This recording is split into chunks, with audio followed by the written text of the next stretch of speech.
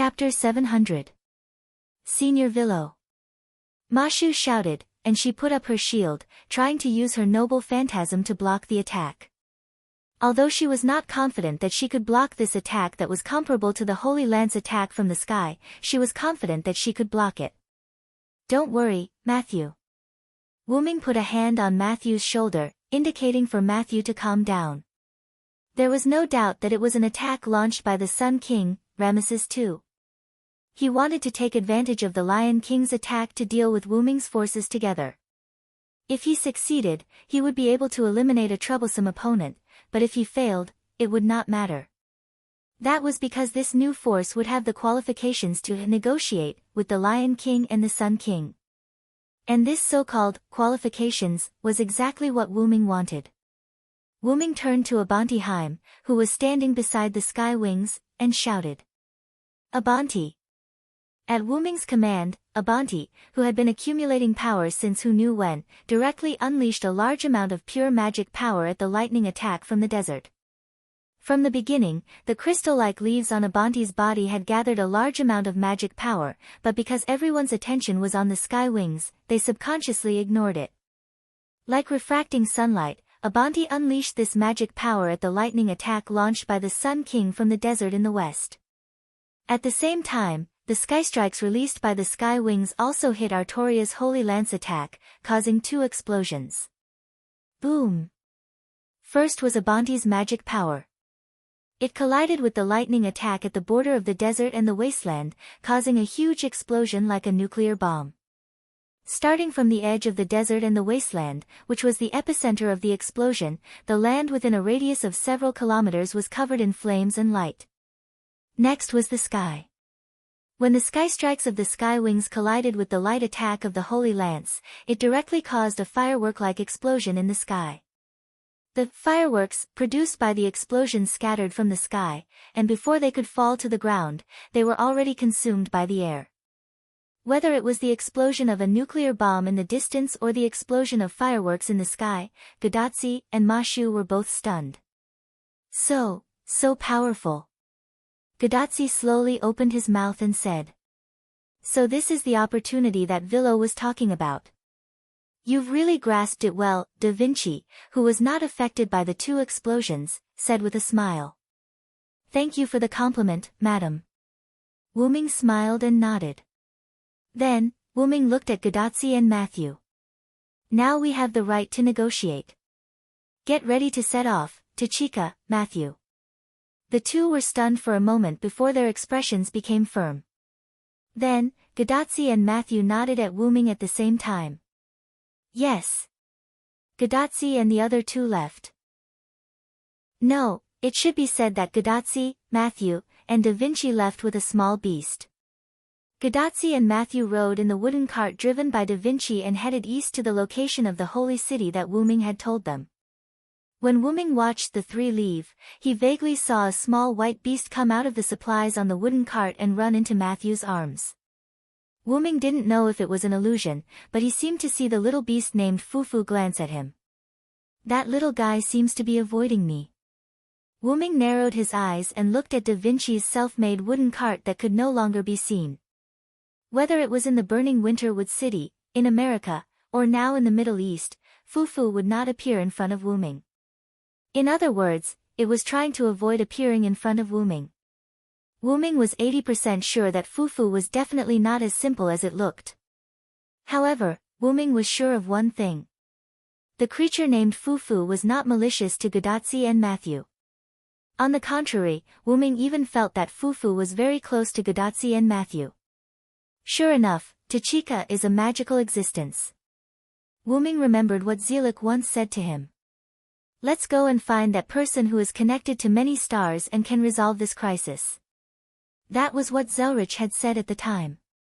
The crisis should be this time's burning of humanity, and the person who has connections with many stars, I'm afraid, it should be Tachika, Wuming indifferently said.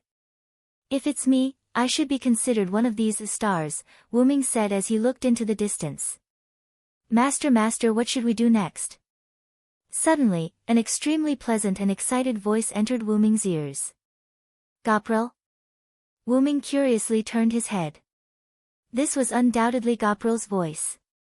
Little Gopril, that was rude, meow, Azrael chased after her. Ma, what's the matter? It's rare for me to come to another world, so I have to have fun, Gopril excitedly somersaulted and impatiently said. Wyrm helplessly smiled. Among the sky wings, probably only Gopril would be so bold to chat with Wyrm. However, Wyrm rather liked this sort of boldness. Looking at the other sky wings still floating in the air, waiting for orders, Wyrm said. Let the other sky wings rest first, Wyrm said. Even after becoming servants, the sky wings still retained the disadvantage of their race, which was that once they overused their elves, they would degenerate into a powerless infant state. And this disadvantage for the servants was that once their mana was exhausted, they would disappear and leave the stage. This was because Wyrm had used a special method to summon the sky wings. Wyrm did not need to provide mana for them to appear in the real world. The mana used to summon them was stored in the bodies of the sky wings, becoming the mana they needed to maintain the real world. Although this method was very convenient, the sky wings were unable to control the holy city's mana. Thus, once the mana in their bodies was exhausted, they would immediately leave. The sky strike just now was unleashed by all the sky wings at the same time, and they did not use their full strength. There was no need for her to go all out for a mere show of strength, not to mention that doing so would cause her to leave the stage. Thus, Azrael did not have the sky wings invest much mana, only enough to offset the Holy Lance's attack. However, even if that was the case, the amount of magic power contributed by the Lion King was not a small amount. The attack launched by the Lion King with the Holy Spear was not a casual attack, but a powerful attack. After all, Artoria would not underestimate any potential enemy. As a result, the amount of mana that the Sky Wings expended when they released Sky Strike was already 1/10 of their total mana. Wyrm felt that it was best to let them rest for a while. Yes, meow, Azrael released a burst of energy in the direction of the Sky Wings. When the Sky Wings floating in the air saw this, they immediately returned to Abinth. This was a command signal exclusive to the Sky Wings. So, Master, what do we need to do next, meow? Chapter 701. Azrael's question made Wyrm fall into deep thought. To tell the truth, Wyrm had no idea what to do with the Sky Wings' next course of action. It was none other than the fact that the Sky Wings had all been summoned at the Berserker rank. Azrael and Gopril were still able to maintain their rationality because their strength was among the best among the Sky Wings. The other Sky Wings did not have the same strength as Azrael and Gopril, which meant that the ordinary Sky Wings were unable to maintain their rationality while in the berserk state. The proof was that the Sky Wings had only been in the air for a short while before becoming restless. This completely proved that the ordinary Sky Wings were unable to completely resist the effects of the berserk state.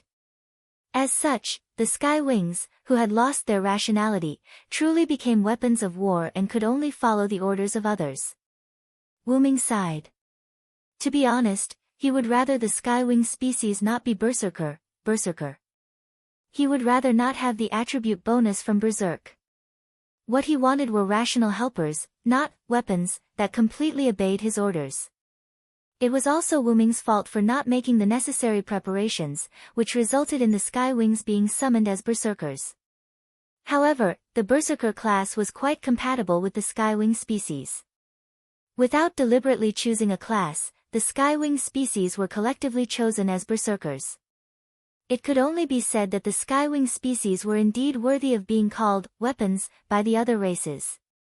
In short, although Wyrm was somewhat dissatisfied, the Skywings were rather satisfied with their current ranks.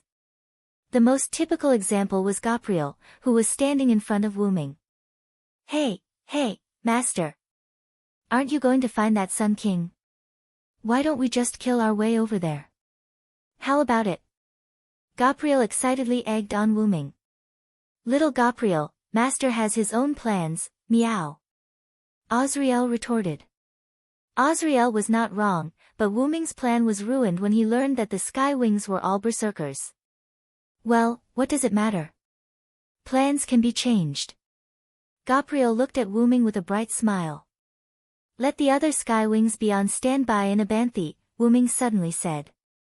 That means... Azriel seemed to have understood something. We have a mission, right? Gabrielle excitedly flapped her wings, white feathers flying everywhere. Wyrm nodded, which made the two sky wings very happy. To the sky wings, fighting was their way of survival. In the beginning, Arceus created the Godslayer weapons known as the Sky Wings' only one goal, to kill himself. Unable to find an opponent, he could only rely on himself to kill himself. But even Artesius would choose the path of suicide. Thus, he created the Sky Wings Wyrm. It was very funny, right? Arceus did not create the Godslayer weapons to kill other gods but to kill himself. This might be laughable in the eyes of others or even other gods, but in Wyrm's eyes, it was a matter of course. Up until now, Silent Wonder had met many people and visited many worlds and places. He could understand Arthur's unparalleled loneliness. It was precisely because of this that Arceus had used all his strength in his battle with Wyrm, not holding back.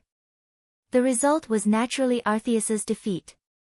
Even if he had to pay the price of death, Arceus would accept it because he had fulfilled his wish. However, the Sky Wings did not. Although Arceus's goal in creating the Sky Wings was to kill himself, to his surprise, the Sky Wings did not have the power to kill him.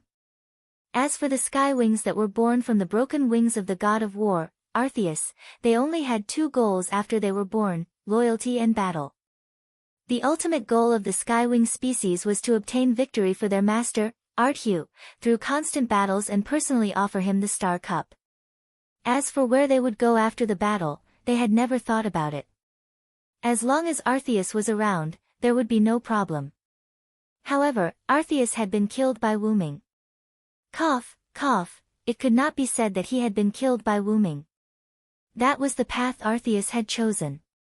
He had chosen to fight Wyrm with his life, even though he had never won against Wyrm.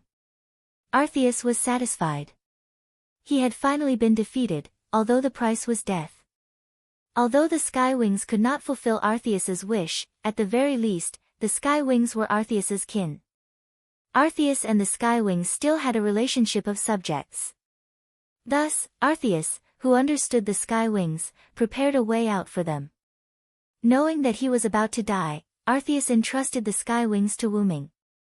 Arceus knew very well that if the Sky Wings lost him, they would have no one loyal to them.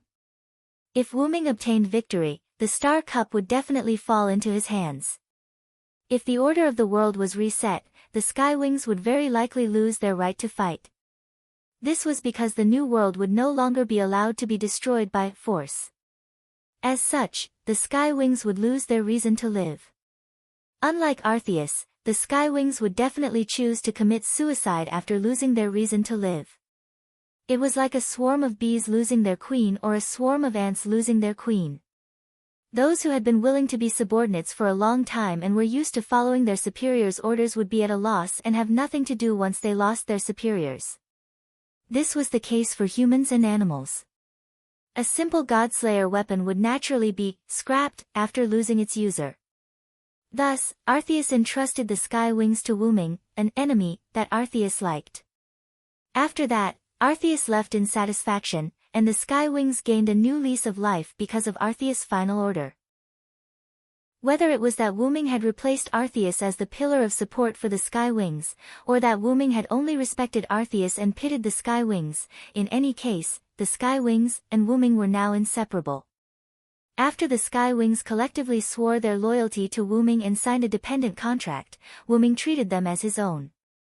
To put it bluntly, if Arceus suddenly came back to life and wanted to take the Sky Wings, Wyrm would probably not agree. Of course, even if Arceus came back to life, he would not do such a thing. Although Wyrm and Arceus had only interacted in that battle, Arceus was too easy to understand. Thus, Wyrm believed that Arceus would not do such a thing. Shaking his head, Wyrm stopped thinking about this matter and instead looked at Azriel and Jillian, who were quietly waiting for him.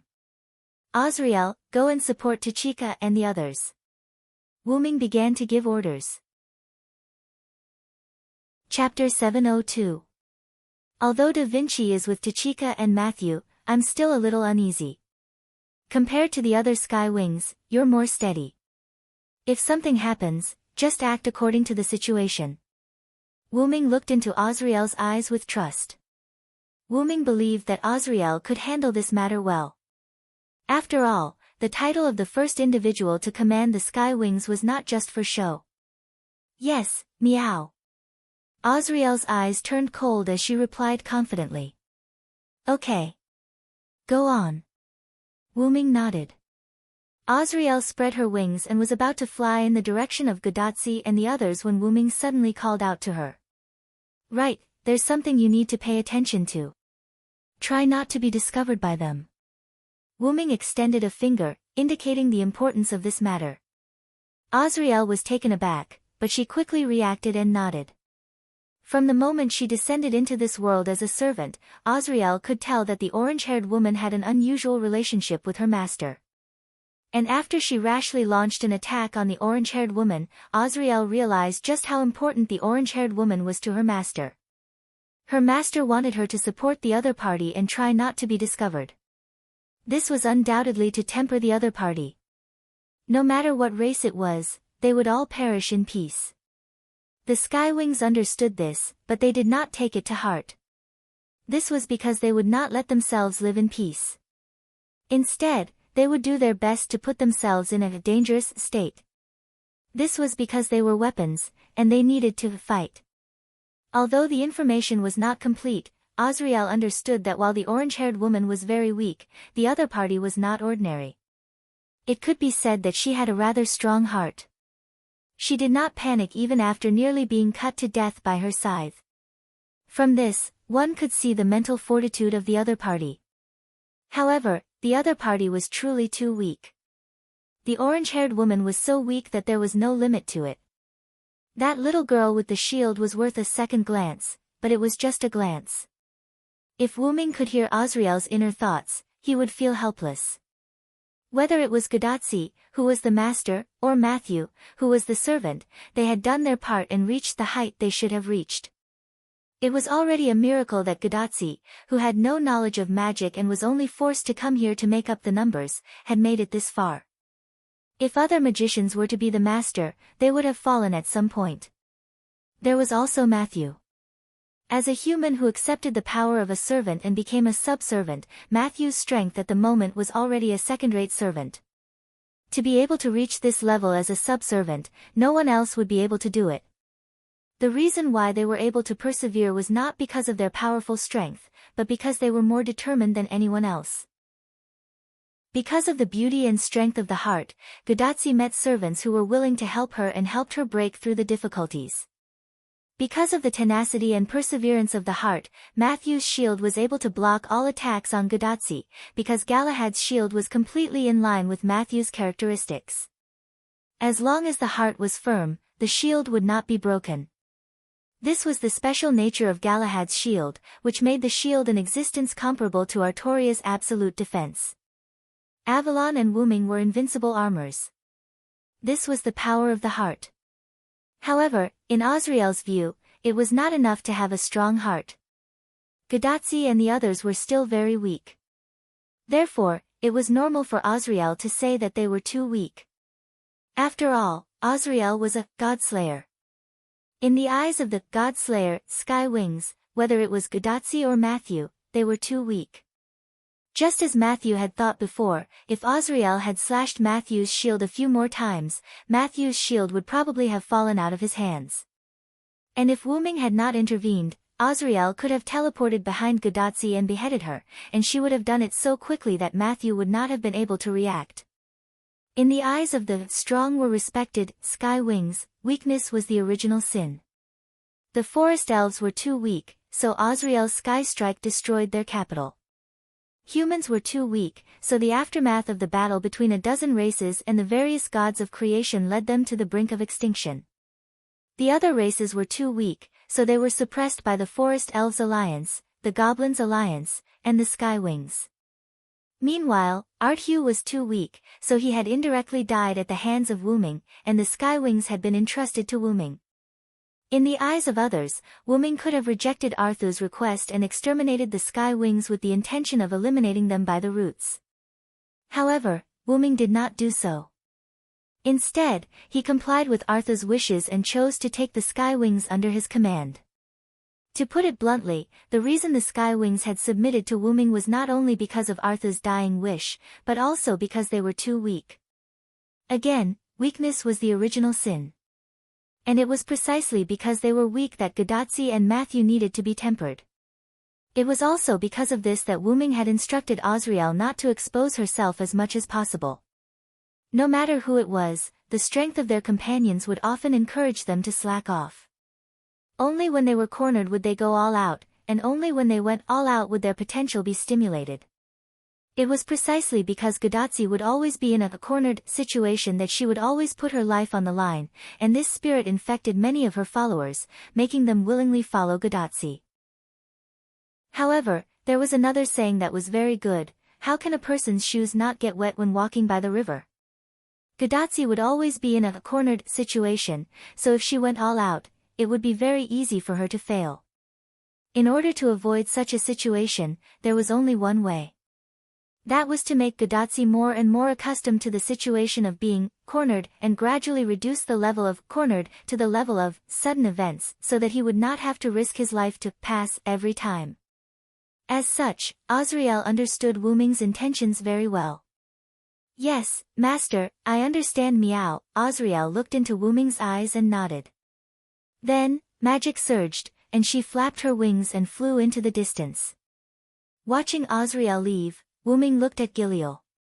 Is it my turn, master? Do I have a mission? Giliel excitedly pulled Wyrm's arm. If it's Giliel, why don't you take a guess? Wyrm smiled mischievously. Could it be the Sun King who attacked the desert? Giliel instantly said. Based on the available information, their current enemies were only the East and West, and the East enemy had been handed over to Azriel. So, if she was the one, it should be the West enemy, the guy who added the Sun King. You guessed right. Wyrm nodded. However, before Giliel could cheer, Wyrm's next sentence made her expression freeze. But it's with me. Chapter 703. In the sky at the center of the wasteland, Abendheim quietly floated high up in the sky, basking in the sunlight.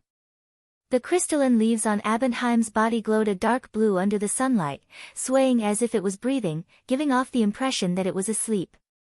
However, while Abendheim was not sleeping, the sky wings in its body were asleep.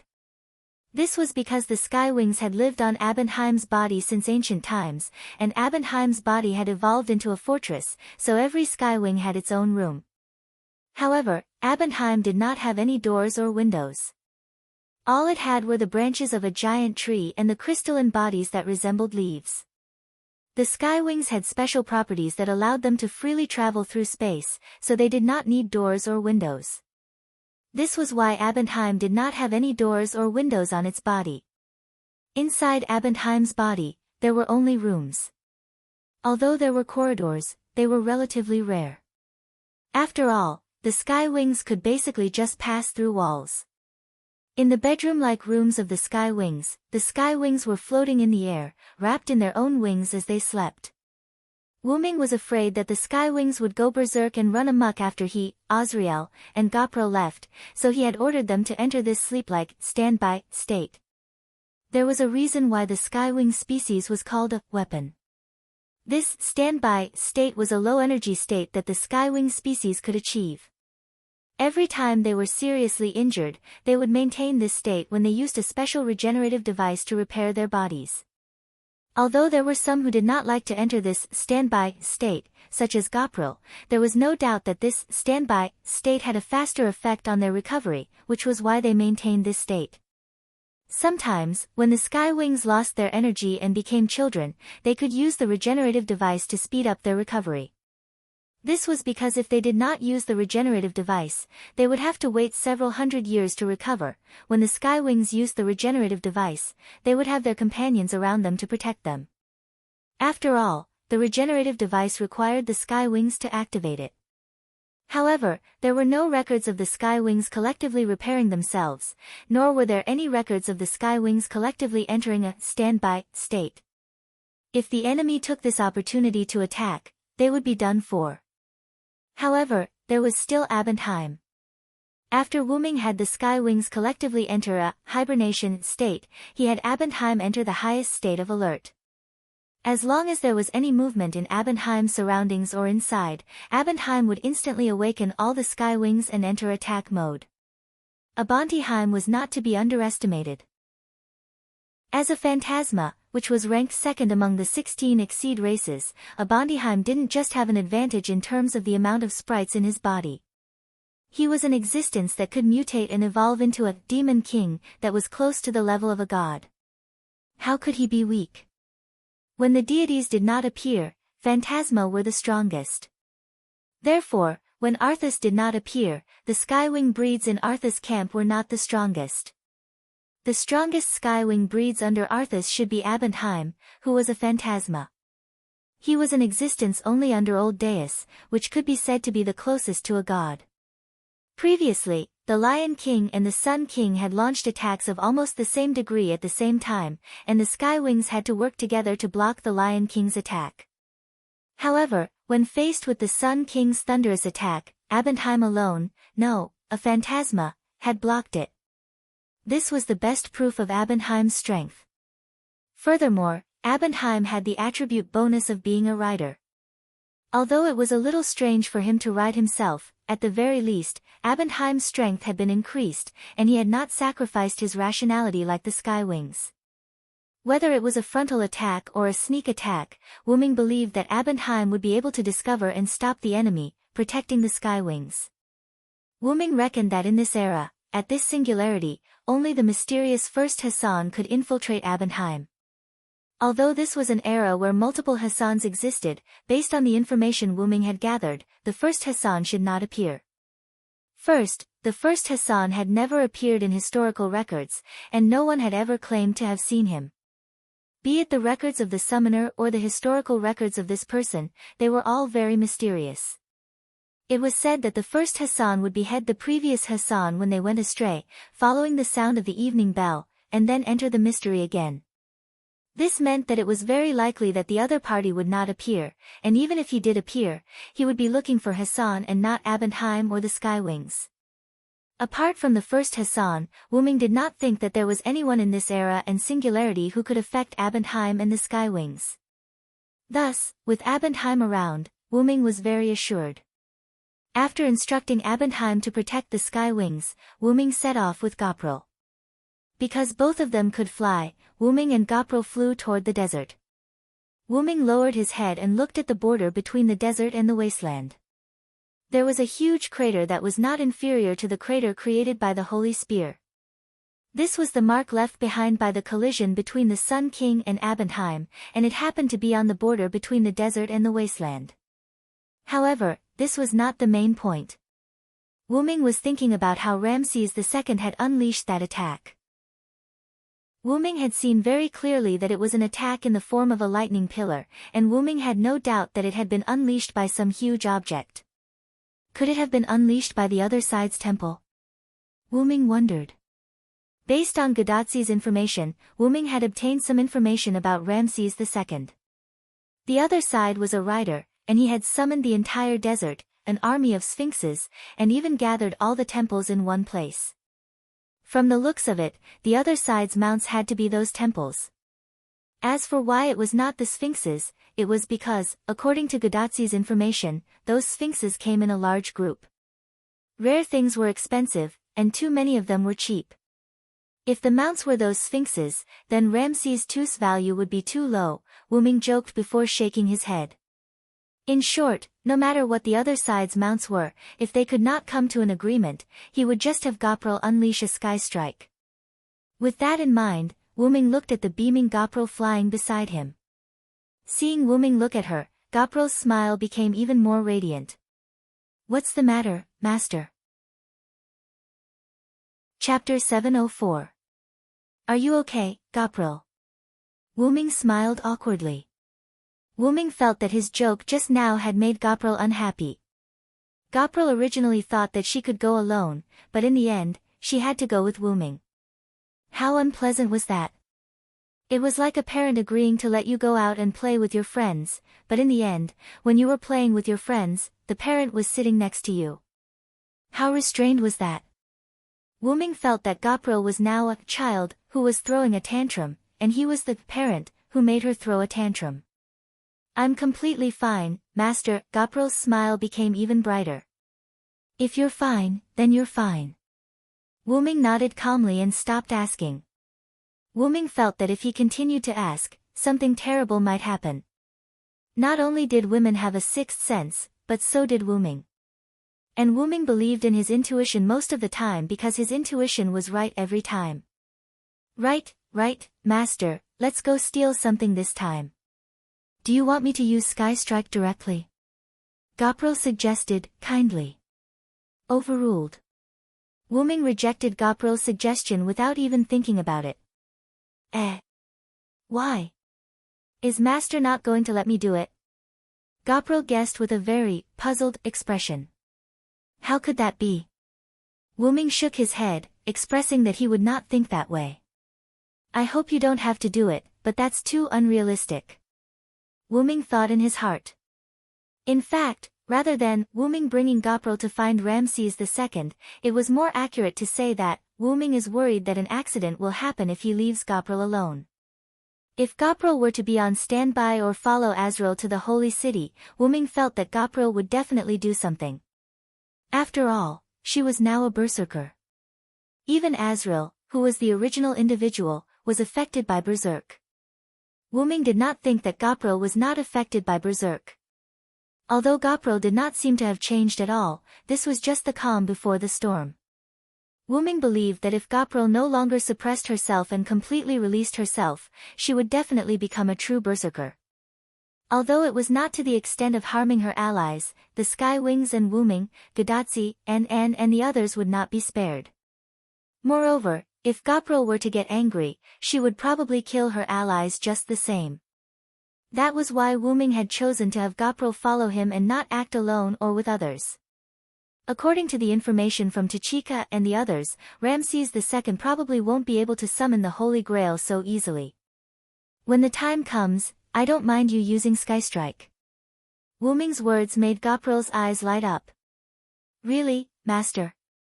But take it easy when using Sky Strike. Don't use up all your mana, Wuming emphasized. Yes. I'll control it, master. Gapril gave Wuming an obedient smile. However, the more obedient Gapril was, the more uneasy Wuming felt. Gapril was the kind of person who could use up all her elves with a single Sky Strike. She would definitely not save them for a second Sky Strike. However, Gapril could not be said to be stupid, only reckless. No Skywing would directly use Sky Strike on the Forest Elves' capital just because they got a bump on their head from the defensive magic of the Forest Elves. That was the capital of the Forest Elves. Even she would have to check the situation before launching an attack. What if the enemy had some secret weapon? However, because of the bump on her head, Gapril had directly used Sky Strike at its maximum capacity. The important thing was that Gapril had succeeded. She had successfully destroyed the capital of the Forest Elves. A large number of precious books that recorded many spells had been plundered, and the Forest Elves had directly changed their capital. There was no doubt that there was a problem with this. If the Forest Elves were so weak that they were almost wiped out by a Sky Wing, then what qualifications did they have to be the best in this war? As for the reason, Wuming had learned from Azrael. At the time, the Forest Elves had just fought with the Goblins, and the Forest Elves had been stolen by the Goblins. The Forest Elves, who had activated all sorts of spells, including the Forbidden Flight spell, were prepared to use this opportunity to correct themselves.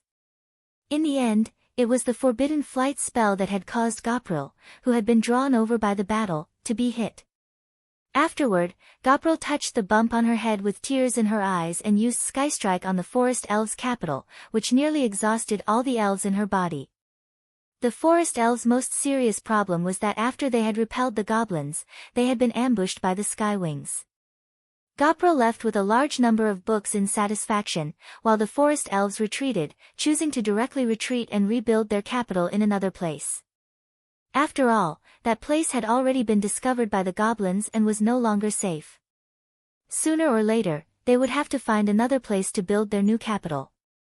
Moreover, that place had been baptized by the Skywing Skystrike. Compared to building a new capital after rebuilding it, the forest elves chose to build their new capital in another place. Azrael already told me that after you brought the books you obtained from raiding the forest elves' capital back to Abanti, your body became smaller due to overexertion of your elves. Wyrm bluntly exposed Gopril's past. That's because I was too angry, actually causing a bump on my noble head. How could I not teach those long-eared fellows a lesson? Gopril stroked her head as if it was a treasure. Gopril understood what Wyrm was talking about. After all, even she had only succeeded in raiding a capital once. Furthermore, I had good control over my elves. Even I wouldn't expose my weak people to the enemy, Gopril said solemnly. That was because if they had encountered a slightly stronger enemy at that time, the only outcome would have been death. While it was true that the sky wings were weapons, they would not fearlessly throw their lives away. Thus, the sky wings would basically not let themselves exhaust their energy and turn into children, or rather, they would do their best to avoid that, except for Gopril. Whether it was healing injuries or recovering energy, only Gopril would frequently use it. Even the sky wings would not directly use Skystrike. After all, it consumed too much energy. Only Gopril would frequently use Skystrike without restraint. It could only be said that she truly lived up to her name. Not only was her strength outstanding, even her personality was unrivaled. It was not as if this bold heart of hers did not bring benefits. Gopril had a superhuman record of challenging the dragon elves 5 times and finally successfully subduing them all by herself. Although, Gopril had almost died. Besides, isn't Master still here? I believe that Master won't ignore me, his kin. Gopril had an expression of hugging the thigh of a big shot. This made Wyrm helplessly smile.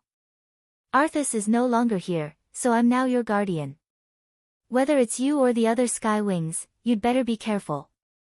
I don't want to see your numbers dwindle so soon after Arthas entrusted you to me. After Wyrm said that, he gave Gopril a knock on the head. Ouch! Gopril's eyes were filled with tears. Wyrm helplessly shook his head. Gopril was clearly faking it. He had not used much strength, but this could be considered giving Wyrm face. Afterward, Wyrm increased his speed, and without turning his head, he said to Gopril, who was hugging her head with tears in her eyes, "Hurry up and follow me. If you're too slow, I won't give you the chance to use Skystrike." Sure enough, Jillian instantly smiled and spread her wings, catching up to him.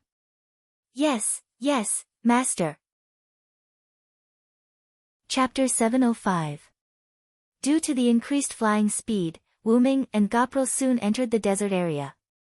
Perhaps the Sun King knew that Wyrm was coming, but a sandstorm suddenly appeared in the desert where the weather was not bad.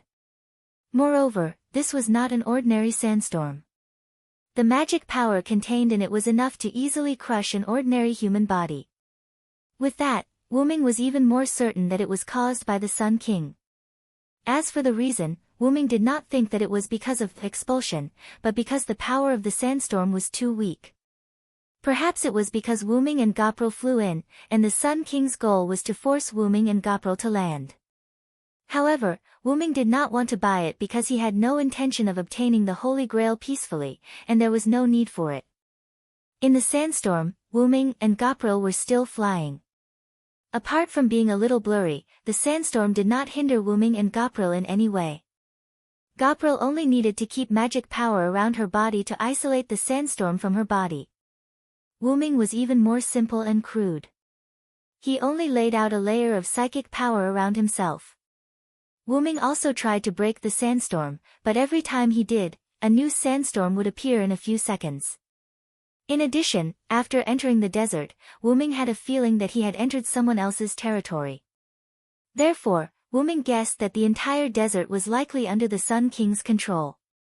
But judging from the fact that the Sun King only summoned the sandstorm in the desert area, the Sun King's control might not be strong. The reason was unknown. Ah, right. Wuming also vaguely saw something similar to a sphinx in the sandstorm. That should be the sphinx mentioned in the information provided by Godatsi. But every time Goprel unwillingly broke the sandstorm, the sphinx would disappear without a trace. Only when the sandstorm was summoned again would the sphinx reveal a trace of their figure. After Wuming broke the sandstorm for the first time and saw that the sandstorm was summoned again in a few seconds, he no longer bothered to deal with the sandstorm. However, Goprel refused to give up and kept trying. Although she was also interested in the sphinx, Wuming felt that it was more due to Goprel's character and the influence of the berserker. Although Goprel failed every time, Goprel was so angry that she almost released Skystrike.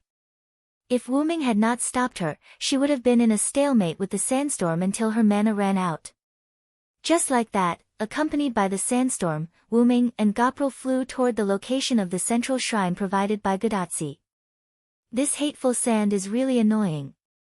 Goprel gritted her teeth and followed behind Wuming.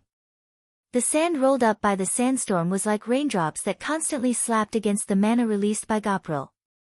This made Goprel, who was helpless against the sandstorm, very frustrated. You have to learn to calm down.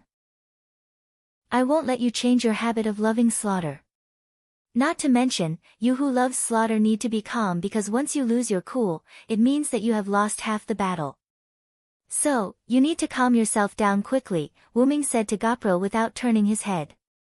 Although Wuming was not against slaughter, he did not like it either. Moreover, Wuming, who was used to living a peaceful life, was gradually moving closer to not liking slaughter. Besides, if you use your mana recklessly because you're frustrated, when your mana runs out, you'll have to leave. You don't want to leave immediately after arriving in another world, right? You won't be able to enjoy anything like that. Wuming scared Goprel.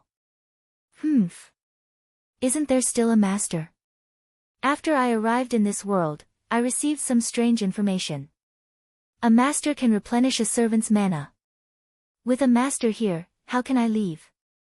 Goprel had an expression that said, this way, it won't matter even if I casually release Skystrike. Indeed, because there were too many sky wings, Wuming could not continuously supply mana to them. To put it simply, he had cut off the mana supply link. However, if the sky wings ran out of mana, Wuming still had a way to supply them with mana. All he had to do was open the mana supply link. After all, Wuming was the master of the sky wings. Although the mana supply contract was not connected, the master-servant contract still existed. As long as there was a master-servant contract between the sky wings and Wuming, the sky wings would not disappear. As such, Wuming could take the initiative to open the mana supply link and provide the sky wings with mana. That's the case, but I can also choose not to provide you with mana, Goprel. Wuming smugly smiled. Why is it like this, master? Goprel's expression instantly turned sullen. She did not think that Wuming was joking. She had a feeling that if Goprel really used her mana recklessly and left due to a lack of mana, Wuming would definitely not provide her with mana. Right after that, Goprel's expression changed once more. But I'm really annoyed. Although these annoying grains of sand can be crushed like flesh, they can always regenerate. It's really annoying. Goprel tried to act cute. After all, Goprel was not Wuming. If even Wuming was a little dissatisfied, there was no need to mention Goprel. She did not have that kind of patience. Moreover, Jillian was currently a berserker. Berserk was constantly affecting her. However, even if Goprel was not affected by berserk, she would still be so irritable. After all, she was the alien Goprel that gave the sky wings a headache. Then close your eyes and don't look. Just fly straight ahead, Wuming very irresponsibly said. Master is bullying me. I'm going to complain to Azrael. Wuming did not say anything else. He felt that it might be because he had been very kind, which led to Goprel's reckless behavior.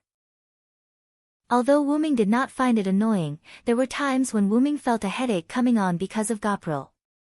However, there was nothing he could do about it. Aside from Gopril, the other Skywings treated Wuming with respect, not showing any signs of dissatisfaction or enmity. Thus, Wuming did not need to appear very fierce. Gopril was the only one who treated Wuming very casually, and Wuming could not be bothered to get angry. Thus, in such situations, he would just ignore Gopril. "Master, up ahead." Wuming was a little distracted as he wondered if he should change his attitude. Gopril's voice brought Wuming back to his senses. Looking up ahead, Wuming saw that there were quite a few Egyptian buildings not far away, and the sandstorm around them had basically dissipated. In other words, have we arrived? Chapter 706. The sandstorm dissipated without a trace, and the sun shone directly on the vast desert. A large group of ancient Egyptian buildings stood in the desert illuminated by the sun. The sun seemed to be a foil, shining on these magnificent buildings like the residence of the sun god. What appeared in front of Wuming were ancient buildings, including pyramids, temples, and so on. Generally speaking, such large buildings should not be built together. Coupled with the fact that Wuming did not see any buildings on the way, it undoubtedly confirmed one point. The other party had moved the buildings that were originally scattered in the desert to form such a magnificent group of buildings. And the other party did not place them randomly. The placement of these buildings was full of architectural aesthetics. The pyramids were next to each other, and the temples seemed to be combined. They were no less magnificent than the pyramids. The walls of each building were carved with figures and beautiful patterns. The sphinxes around the buildings were like guards, standing on both sides of the buildings, giving people a feeling that they could really come to life. A large number of giant pillars stood in the open space, setting off the other buildings. It was quite spectacular. Wuming glanced around. The number of buildings here was at least dozens, and the various buildings were compatible with each other, giving people a sense of natural beauty. And these buildings looked as if they had always been here. It was impossible to tell that they had been moved here. These buildings were obviously in the ancient Egyptian style, but they did not have an ancient aura. They were all brand new, as if they had been baptized by the sun. As expected of the famous Ramses II. In my opinion, history's praise for him has been degraded a lot, Wuming praised. Wuming had never seen Ramses II, but he knew a lot from history books and other records. Ramses II succeeded the throne. In order to consolidate Egypt, he sent troops abroad and carried out expeditions. And he fought intermittent wars with the empire that occupied Syria at that time, the Hittite Empire, for 16 years. At that time, the Hittites were not weak, because if they were weak, they would not have been able to occupy most of the land in Syria. The geographical location of Syria at that time was quite controversial. Ancient Syria was located at the junction of Asia, Africa, and Europe. It was the central link of sea and land trade. However, the superior geographical location attracted the attention of the surrounding powers, and the ancient Egyptian kingdom was even more interested in it. However, since the Hittites were able to occupy most of Syria, their strength was needless to say. Ramses II, who was able to fight a war with the Hittites, was not weak in terms of military strength. After concluding a peace treaty with the Hittites, Ramses II used his own talent and communication to bring ancient Egypt to its peak. As a pharaoh, king of gods, he loved the people, and the people loved him. After Ramses II died, people worshipped him as the incarnation of the sun god Ra. Although he claimed to be the incarnation of the sun god when he was alive, although ancient Egypt immediately fell after his death, this did not hinder Ramses II's great achievements. In addition to these, Ramses II was also quite accomplished in the art of architecture. He had built many temples and rebuilt many of his predecessors' buildings, including temples, grottos, mausoleums, pyramids, sphinxes, and so on. He added bricks and tiles to those ancient buildings, making them more artistic. In the last 30 years of his life, Ramses II built a large number of shrines like crazy. Moreover, he arrogantly engraved his name on all the buildings of the previous generations that he had modified. What was even more serious was that he had randomly changed the monuments and portraits of people to his own, trying to claim the achievements of the previous generations of pharaohs as his own. Wyrm estimated that it was for these reasons that Ramses II could have such a magnificent complex of buildings. In short, Ramses II could be said to be one of the greatest pharaohs in the history of ancient Egypt. Suddenly, a man's wild laughter resounded over the entire shrine. Ha ha ha ha ha, good, very good, Silver Knight, praise me to your heart's content, ha ha ha ha ha. The wild laughter continued, making people wonder how much air the man had in his lungs. This laughter is probably Ramses II, Wyrm said to Giliel, who was flying beside him. Perhaps only Ramses II would laugh out loud after hearing Wyrm praise Ramses II. Master, it seems that he's very arrogant. Giliel's eyes glowed red. Calm down, Giliel. Wyrm pressed his hand, which was enchanted with magic, on Giliel's head and rubbed it a few times. I know. Giliel, who had originally wanted to kill him, instantly calmed down. She hid behind Wyrm and tidied up her hair, which had become a chicken's nest. Even if she was a sky wing, even if she was a weapon, Giliel was still a young girl. What a joke. Why would a sky wing care about her appearance? The reason Giliel hid behind Wyrm was that when Wyrm rubbed Giliel's head, the magic power emitted from his hand hit Giliel's head. That hit was no less than if Wyrm had hit Giliel's head. As for why he didn't just knock her on the head, since there were outsiders present, he had to give Gillian some face. As for why Giliel hid behind Wyrm, it was because Giliel's body was slightly stronger. Wyrm had increased the output of magic power. Thus, Giliel had already suffered a slight concussion, only at this level could Gillian's crazy mind calm down. After making Giliel behave, Wyrm looked at the shrine complex below. Sun King, why don't you come out and welcome the guests? Wyrm's voice was very soft, but because of the magic power, it could still spread throughout the shrine complex. The other party did not reply, but a few seconds later, a figure walked out from the entrance of the central shrine. Wyrm took a closer look and saw that it was a dark-skinned young girl. Her long hair reached the ground, and she wore gorgeous accessories on her head, body, and limbs. Her revealing Egyptian clothes could only cover her chest and lower body. She held a simple scepter with an eagle's head at the top. Please follow me. Lord Usmens is already waiting in the hall. Chapter 707. A black-skinned, noble-looking, long-haired girl holding a scepter. This was the information Wyrm obtained from Gadotsi about Pharaoh Nitornis. And this new girl matched the characteristics of Nitornis's information very well. Wyrm guessed that the girl who came out to welcome Wyrm and Gopro should be the Nitornis mentioned in the information provided by Gadotsi. And according to Gadotsi, Nitornis seemed to be a subordinate of Ramses II. In other words, this invitation was not issued by Nitornis, but by Ramses II. Facing Ramses II's invitation that seemed like a feast at Hongmen, Wyrm's heart was unperturbed, and he did not feel like laughing. Gopril, stay here, Wyrm said to Gopril behind him. Why, master? Gopril, who was holding her head in discomfort due to her concussion, instantly felt better. She suddenly came to Wyrm's side, spread her wings, and flapped them. I have an important mission for you. Remember, if I don't come out after half an hour, or if something strange happens after I enter the temple, use Sky Strike. Wyrm tilted his head and looked at Gopril who had flown to his left. Then, Gopril became excited. Can I use Sky Strike? Understood. Leave it to me, master, remember the conditions. I'm not letting you use Sky Strike casually, Wyrm emphasized helplessly. Yes, master, don't worry and go. Just leave the rest to me. Giliel seemed to understand and nodded with a smile. However, Wyrm suspected that Gopril might not have listened, but it did not matter. Wyrm did not expect Gopril to listen.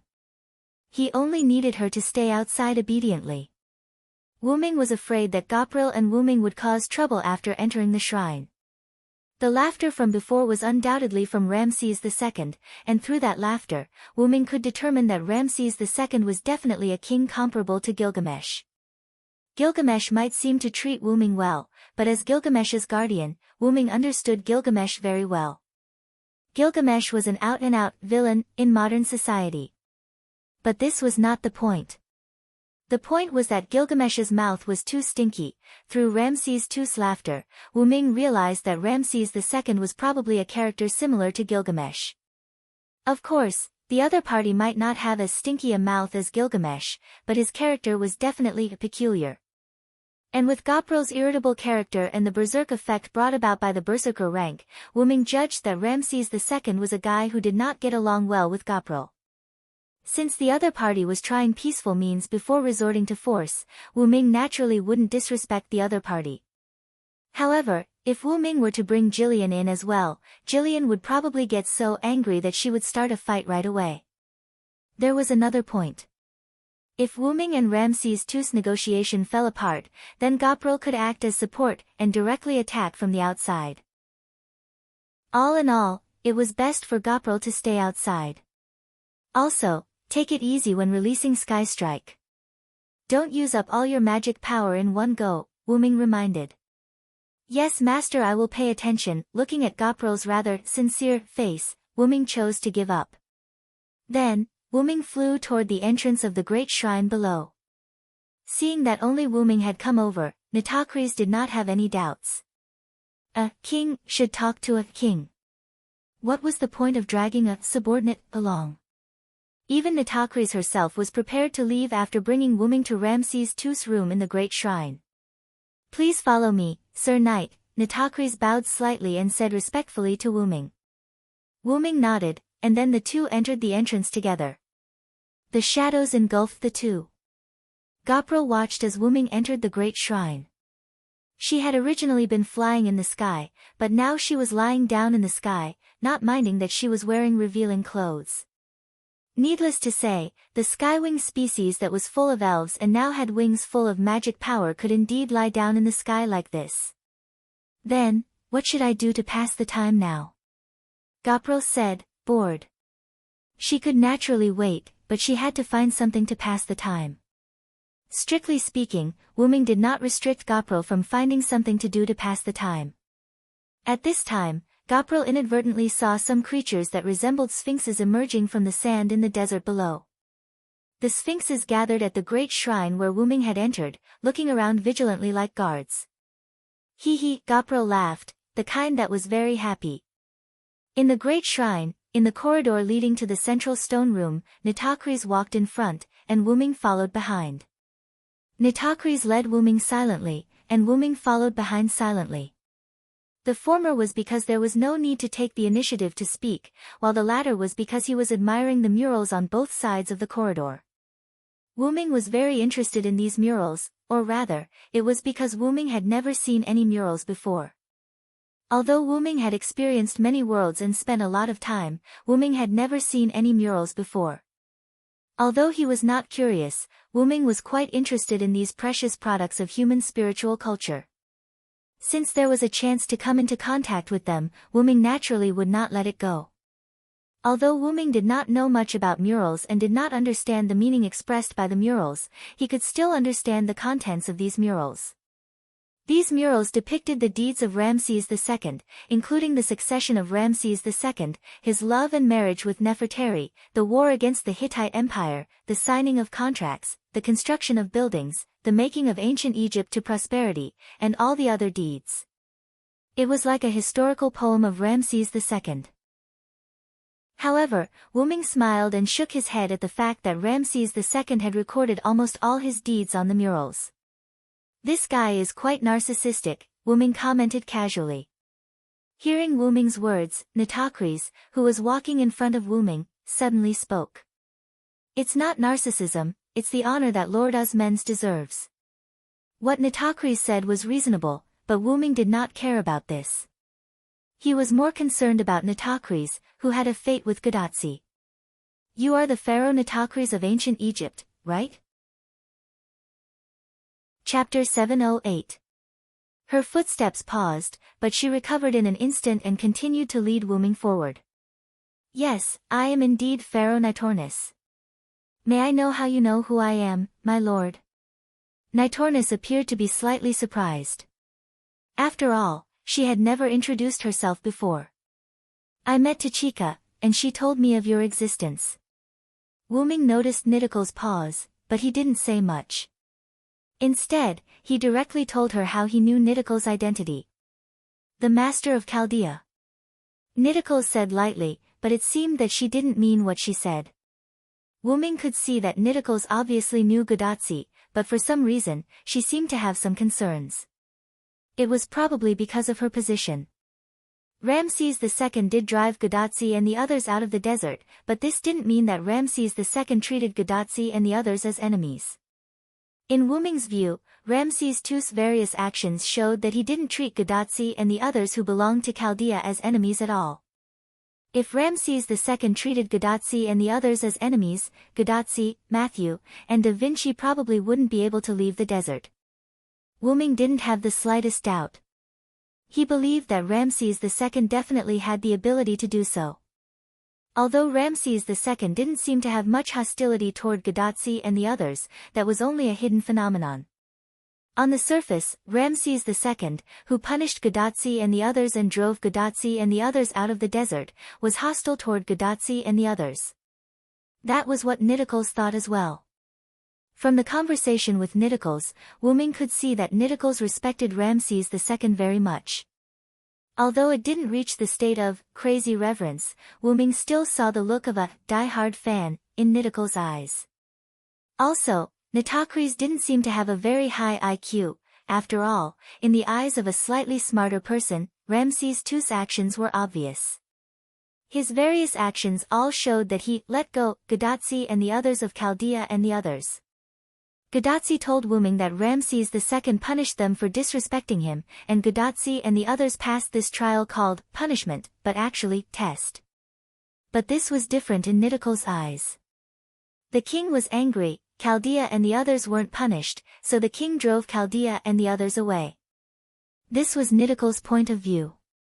Therefore, to Nidikals, who was a die-hard fan of Ramses II, Gadatsi was now an enemy. However, Nidikals had a good impression of Gadatsi and the others, and she didn't want to treat Gadatsi and the others as enemies.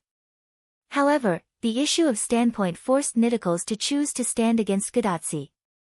Therefore, Nidikals was a little worried. This level of concern couldn't be eliminated in an instant, and Wuming knew this very well. But it shouldn't be a problem to pass a message. Even if Ramses II heard it, he probably wouldn't use this as an excuse to punish Nidikals. After all, he was a king, pharaoh. It was too degrading for him to be so narrow-minded. Tachika told me, if you see Miss Nidikals, please thank her for me. Sigh, Wuming's words stunned Nidikals, and she stopped in her tracks. Wuming wasn't lying. Before Gadatsi left, she told Wuming to thank Nidikals when he saw her. Wuming didn't stop and continued. She said she was grateful that you brought them to find the supplies, and that you brought them to meet Ramses II. She was even more grateful that you sent them away. I don't have the right to be thanked by Miss Tachika. Standing in front of Wuming with her back facing Wuming, Nidikals shook her head silently. I brought them here to get the supplies because Miss Tachika and the others saved me when I was kidnapped. I brought them to meet Lord Osmentis because Lord Osmentis requested it. I sent them away from the desert because they passed Lord Osmentis' test, and I only sent them for a short distance. From Nidikals' perspective, she brought Gadatsi and the others here just to return the favor, but her return of the favor put Gadatsi and the others in some danger. Fortunately, Gadatsi passed Ramses II's test, or else Nidikals would be condemned in her heart. However, Wuming didn't know what Nidikals was thinking, and he was slightly surprised. Nidikals' analysis was clear and logical, which made Wuming see Nidikals in a new light. This guy's IQ isn't low. Nidikals suddenly stopped, turned around, and stared straight into Wuming's eyes with narrowed eyes. I feel like you're thinking of something rude, Lord. Why would I? Wuming shook his head calmly.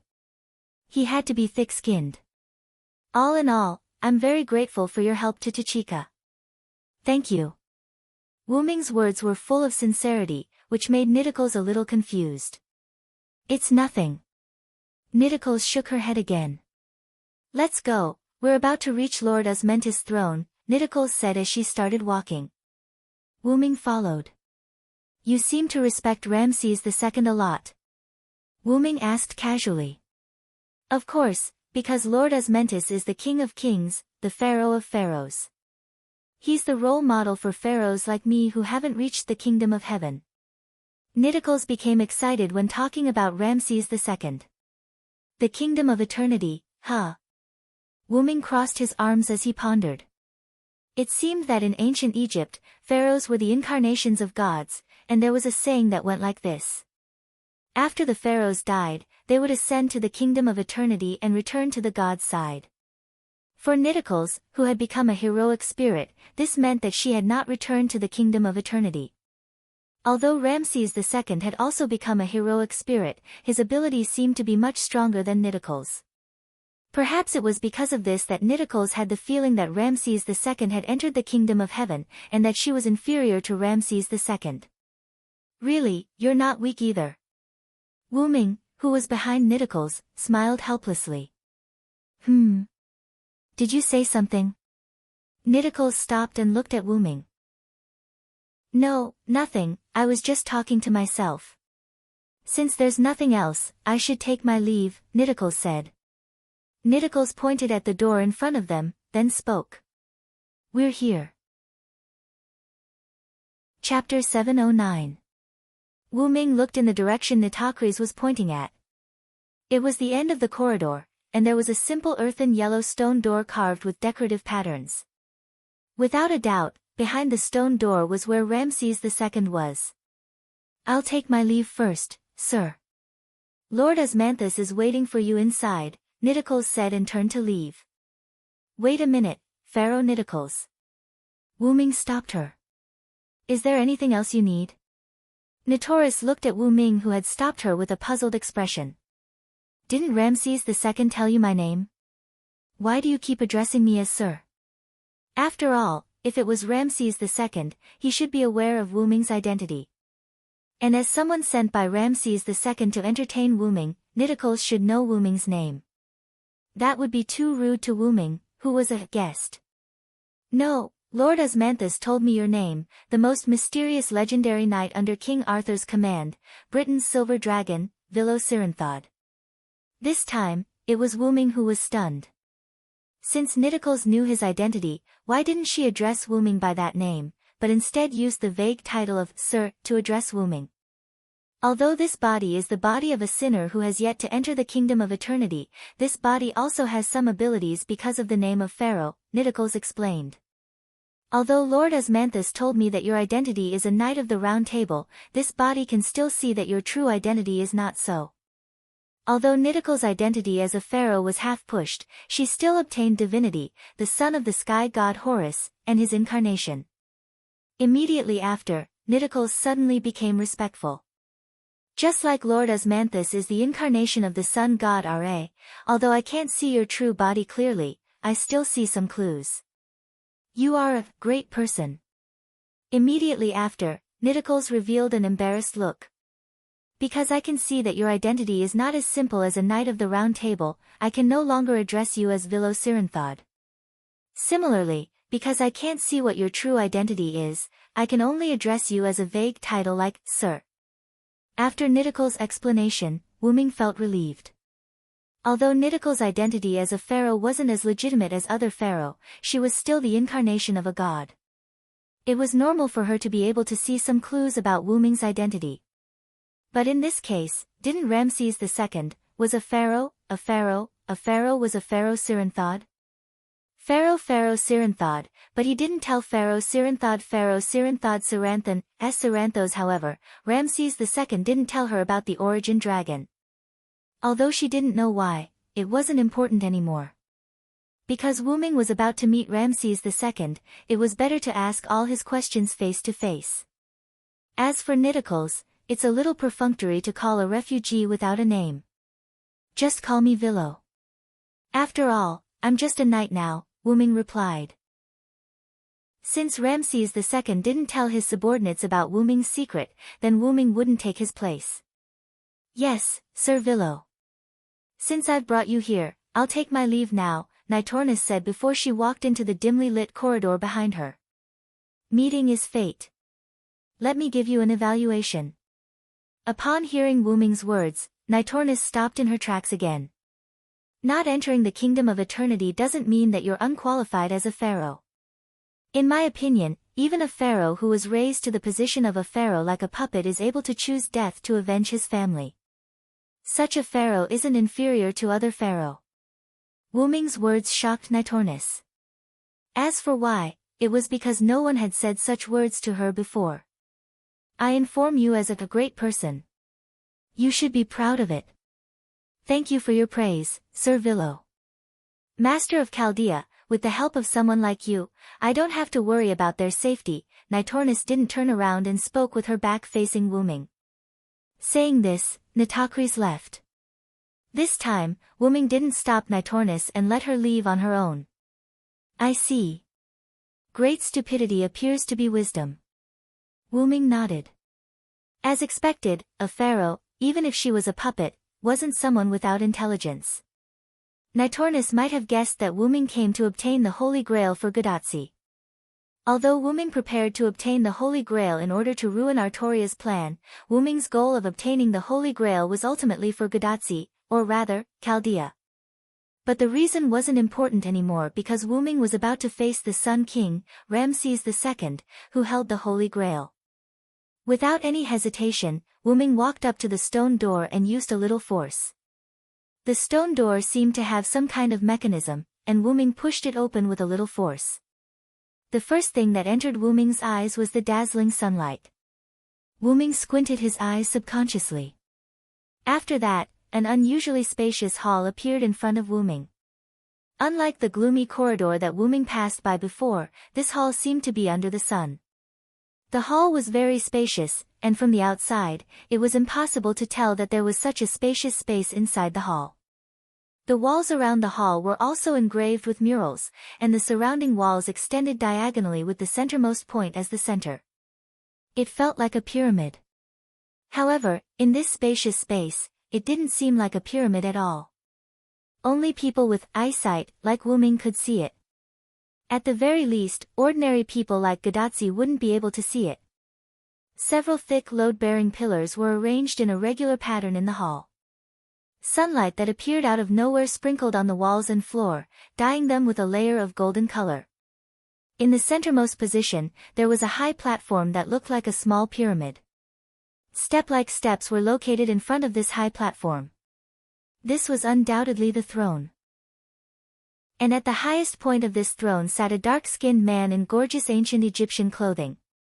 This should be Sun King, Ramses II. Chapter 7:10. The one sitting on the throne was indeed Ramses II. At this moment, Ramses II's eyes were closed as if he had fallen asleep from the long wait. After Wu Ming stared at the other party for a few seconds, Ramses II opened his eyes as if his heart was connected. Ramses II stared at Wu Ming's crimson eyes with his golden eyes and slowly opened his mouth. You're finally here, Origin Dragon. Ramses II's words made Wu Ming certain that the other party indeed knew his identity. Take a seat.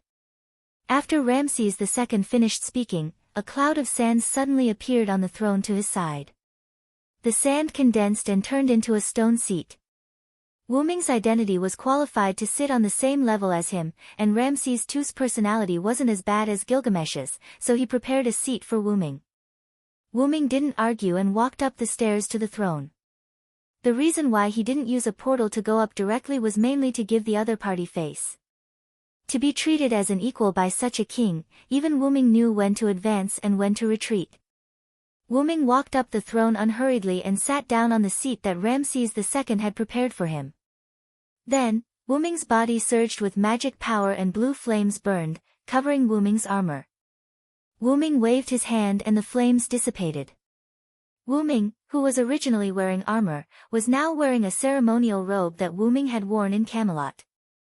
The ceremonial robe was something that Wu Ming had casually condensed with magic power, so he changed into a ceremonial robe. After all, it was rude to wear armor during a meeting. Nice to meet you, Sun King Ramses II. I'm glad to be able to have a peaceful conversation with you. Wyrm took the initiative to greet him. I'm also quite interested in your existence. Although you're still young, I can't see through your strength. As expected of the Great One. Ramses II maintained the posture of holding his head with one hand and commented on Wyrm. I'm quite surprised by you. In my opinion, an existence like you should have the same personality as Gilgamesh. Wyrm meant that Ramses II's attitude toward him was a little too good. As a pharaoh, the king of kings, I'm naturally arrogant, but my arrogance doesn't mean I'm extremely conceited. I'm different from the Golden King, Ramses II said while still holding his head with one hand. It seemed that Ramses II still knew Gilgamesh. Then, why don't you tell Pharaoh Nitornis about my true identity? As a pharaoh, the child of the sky god is still too immature. And I don't need to say more about this. She has already seen some clues. Although Ramses II's words were reasonable, Wyrm felt that he was actually in a good mood and didn't tell Nitornis about Wyrm's true identity. It was probably time to change the topic. Let's cut to the chase.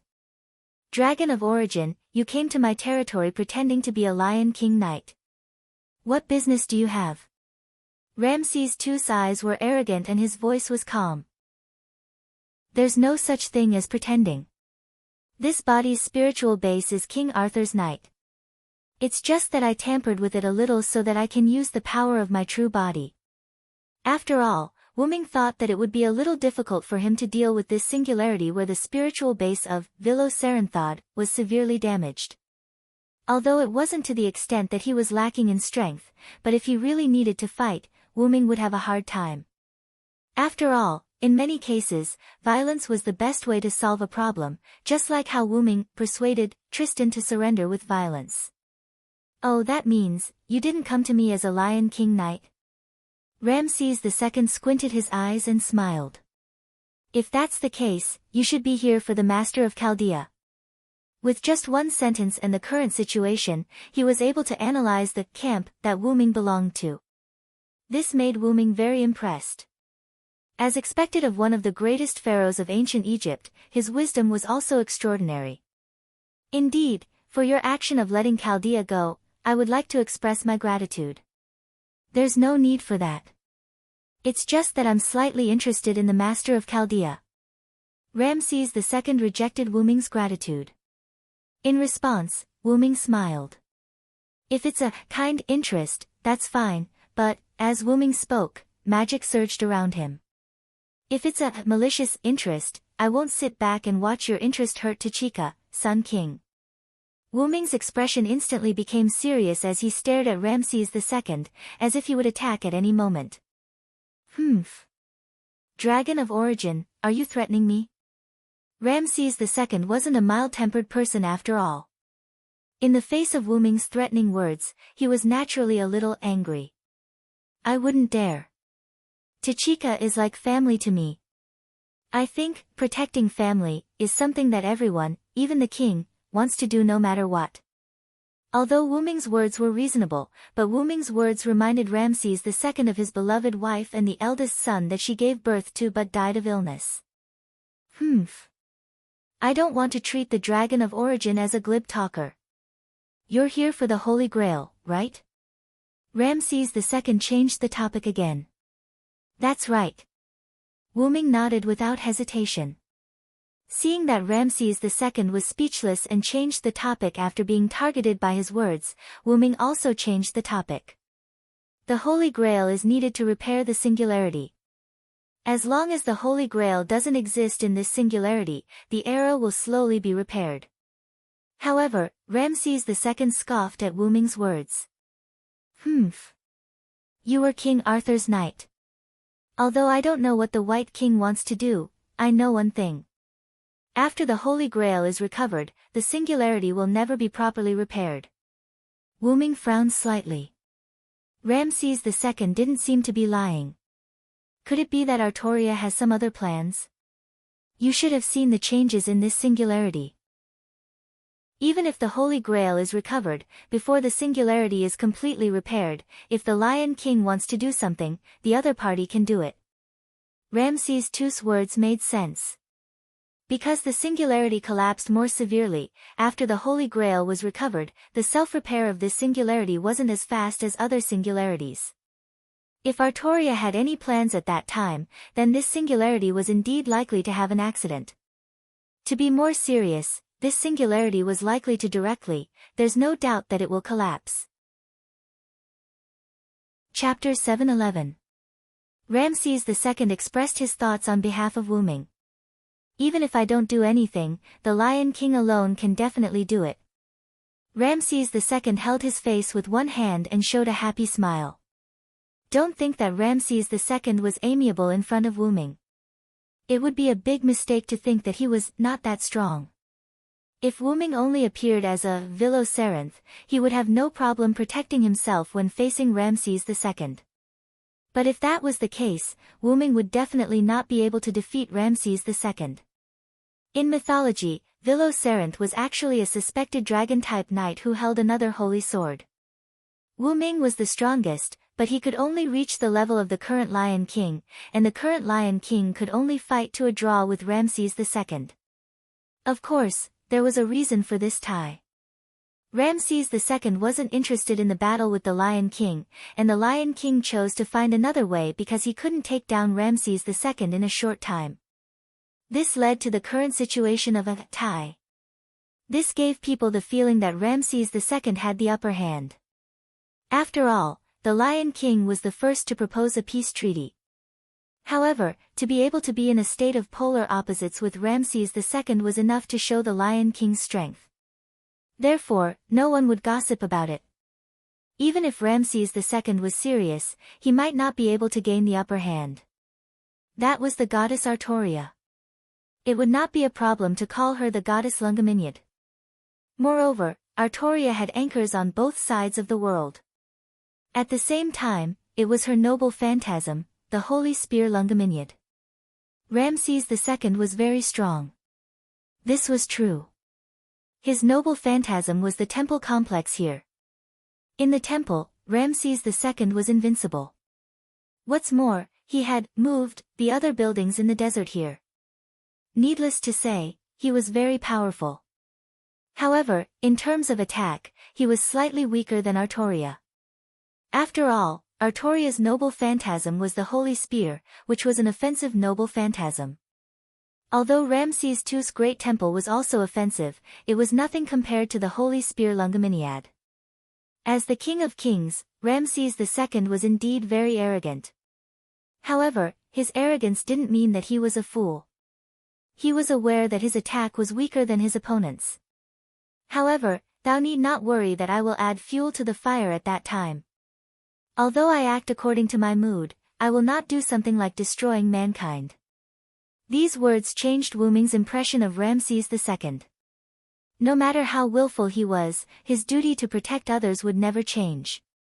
It did not mean that the person who possessed the Holy Grail created by the demon god king was the source of the disturbance to the singularity. After all, if I don't have my people, who should I lead? Well, Wyrm's impression of Ramses II returned. He was a willful king just like Gilgamesh. Before I came here, I went to the holy city and talked to my king. I don't think she is lying to me. Ignoring Ramses II's bad personality, Wyrm expressed his personal opinion. So, I don't think she will destroy the singularity like you said. Artoria's plan was to preserve the purity of mankind. Whether it was Artoria, Gawain, or Guinevere, they all said so. Wyrm did not think that they would work together to deceive him. And if the truth was as they said, there was no way to destroy the singularity. However, Ramses II had no reason to lie. No, it should be said that a person like Ramses II would not lie. Then, could it be that, Wyrm suddenly thought of something.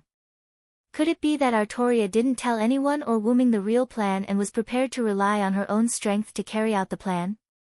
And the implementation of Artoria's plan would lead to the destruction of the singularity as Ramses II said. If that was the case, why would Artoria lie to Wyrm? This was also easy to explain. Artoria's body had matured, and because she had held the holy spear for a long time, she had been deified by the holy spear maiden. It was inevitable that her inner thoughts would change. Therefore, even if it was Wuming, who was the closest to her, it was a thing of the past. Thou art a smart man. I have made it so clear, so thou shouldst understand. Ramses II held his crooked head with one hand and tapped his throne with the other. Indeed, Ramses II had made it clear. You're right. However, all of this is just a guess. Wuming looked at Ramses II without the slightest hesitation and wasn't affected by his words. He. Ha ha ha. Ramses II burst into laughter. Not bad at all. As expected of the dragon of origin. My conversation with thee was subpar, but I am quite satisfied. After laughing, Ramses II nodded in satisfaction. He didn't know if it was Wuming's illusion, but Wuming felt that there was something wrong with Ramses II's hand holding his head. Wuming shook his head and stopped thinking about these messy and unrealistic things. Then, can you give me the Holy Grail? Wuming went straight to the point. Fortunately, Gadotsi and the others weren't around. Otherwise, they would be shocked. After all, how could they give something to someone so directly? However, a golden light flashed before Wuming's eyes and he caught it subconsciously. Wuming took a closer look. It was a golden cup. The Holy Grail. This thing isn't of much use to me. If thou wants it, then take it. Thank you. Wuming thanked him and put away the Holy Grail. With this, Wuming finally understood. Ramses II had never treated anyone as an enemy. As the pharaoh who ruled over thousands of people, the king of gods, and the king of kings, other than himself and the people he acknowledged, everyone else was equal.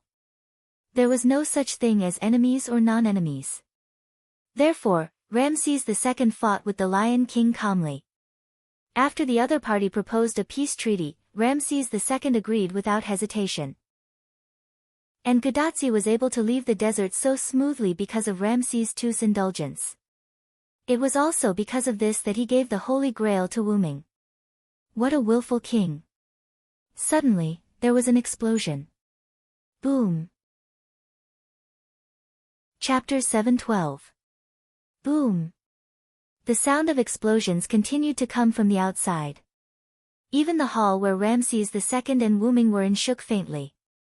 Ramses II chuckled and looked at Wuming. That's thy kin.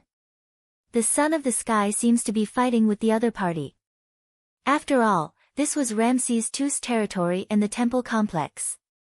He had great control over the surroundings, so even if he was in the temple, he could still see what was happening outside.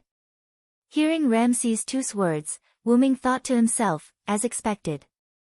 Even if Ramses II didn't say anything, Wuming knew that it was definitely Jillian who was causing trouble. Although the magic link wasn't connected, Wuming didn't mean that Wuming wasn't in the same state as his servant. Wuming felt it very clearly. Jillian's magic power was being consumed, and she was most likely releasing Sky Strike. I'm a fool to expect her to be honest alone. Wuming sighed and shook his head helplessly. I owe you a favor, Wuming said and stood up. Giving him the Holy Grail for free was already a great favor. In addition, Wuming's people were causing trouble outside. In any case, Wuming was in the wrong. As Wuming stood up, a black-purple ripple appeared beside Wuming. Oh, spatial magic, Ramses II said with interest. It's not spatial magic, just a little trick. Wuming shook his head. Then, I'll take my leave first. Wuming said and walked into the portal. The black-purple ripple swallowed Wuming's body and then disappeared. Ramses II looked at the place where Wuming disappeared and closed his eyes. Where's the root dragon? Ramses II said with a chuckle. It was unknown whether it was mockery or admiration. Outside the temple, a black-purple portal appeared in the sky and Wuming's figure appeared. As long as Wuming had been to a place without restrictions, he could use the portal to quickly move. Because of the advance notice, Ramses II temporarily opened up space authority to Wuming, so Wuming could teleport in Ramses II's temple. Using telekinesis to float in the air, Wuming looked down. Jillian held a purple scythe condensed from magic and slaughtered a large group of Sphinx. Jillian's scythe was like a wheat harvester, harvesting the Sphinx and releasing energy pillars from time to time, which caused the earth rumbled. The energy pillars were simply magic power released by Jillian in the form of a pillar. There was no fancy stuff. But because of the purity of the energy pillars and Jillian's reckless use, Wyrm felt the tremors and Jillian's wanton release of magic power. Ha ha ha ha. Come, come. Come and kill. Ha ha ha ha. Jillian laughed maniacally as she killed, as if she had entered a state of madness. The Sphinx seemed to be endless. They kept surging out of the sand and charged at Jillian. However, even if Jillian was in a frenzy, her nature as a weapon would not change. Using her wings and her petite body, Goprel jumped up and down among the sphinxes. These 3-meter-tall sphinxes were unable to catch Goprel. They couldn't even catch a single feather of hers. Instead, the sphinx were cut into several pieces by Jillian's scythe and turned into pure magic power that dissipated. In addition to the frenzied Jillian and the resolute Sphinx, Wyrm also saw another figure behind the Sphinx army, Pharaoh Nitornis. The Sphinx army seemed to have been summoned by Nitornis. However, Nitornis would cast a few magic spells on Jillian from time to time. There were also attacks like Mummy's Claw and Sacred Beetle's Charge, but these attacks and magic spells had no effect on Jillian without exception. Basically, these attacks were either deflected by Jillian's scythe or dodged by Jillian agilely. After that, Nitornis seemed to have given up and focused on summoning the Sphinx army.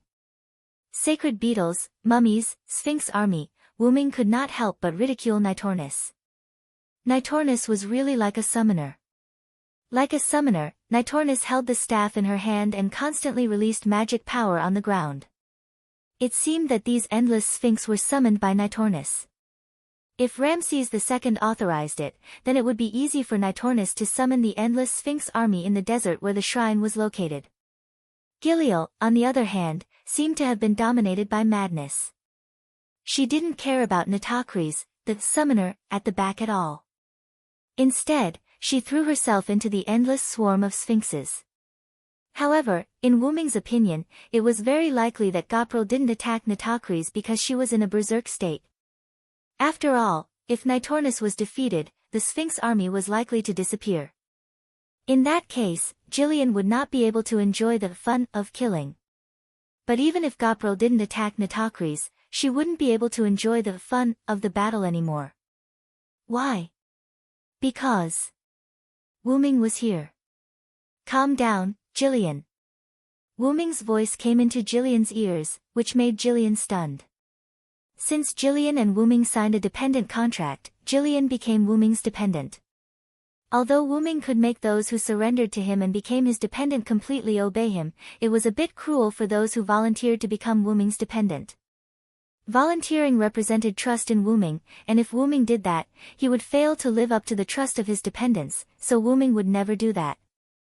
However, authority was authority. As mentioned before, the dependent authority could make Wyrm's dependents subtly change their minds, making them loyal to Wyrm from the bottom of their hearts.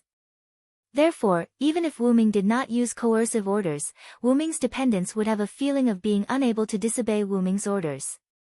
Jillian was like that now. Because she heard Wyrm's words, she subconsciously paused for a moment. It was precisely because of this critical pause that the Sphinx army swarmed in and buried Jillian. Chapter 713. Sky Strike. Suddenly, a voice that sounded like an incantation came from the Sphinx army that had buried Jillian. In an instant, the Sphinx army stopped moving as if someone had pressed the pause button. Boom! Immediately after, a violent explosion erupted at the location where Goprel was engulfed by the Sphinx army. What? Nitoris, who was at the back of the Sphinx army, was shocked when she saw this.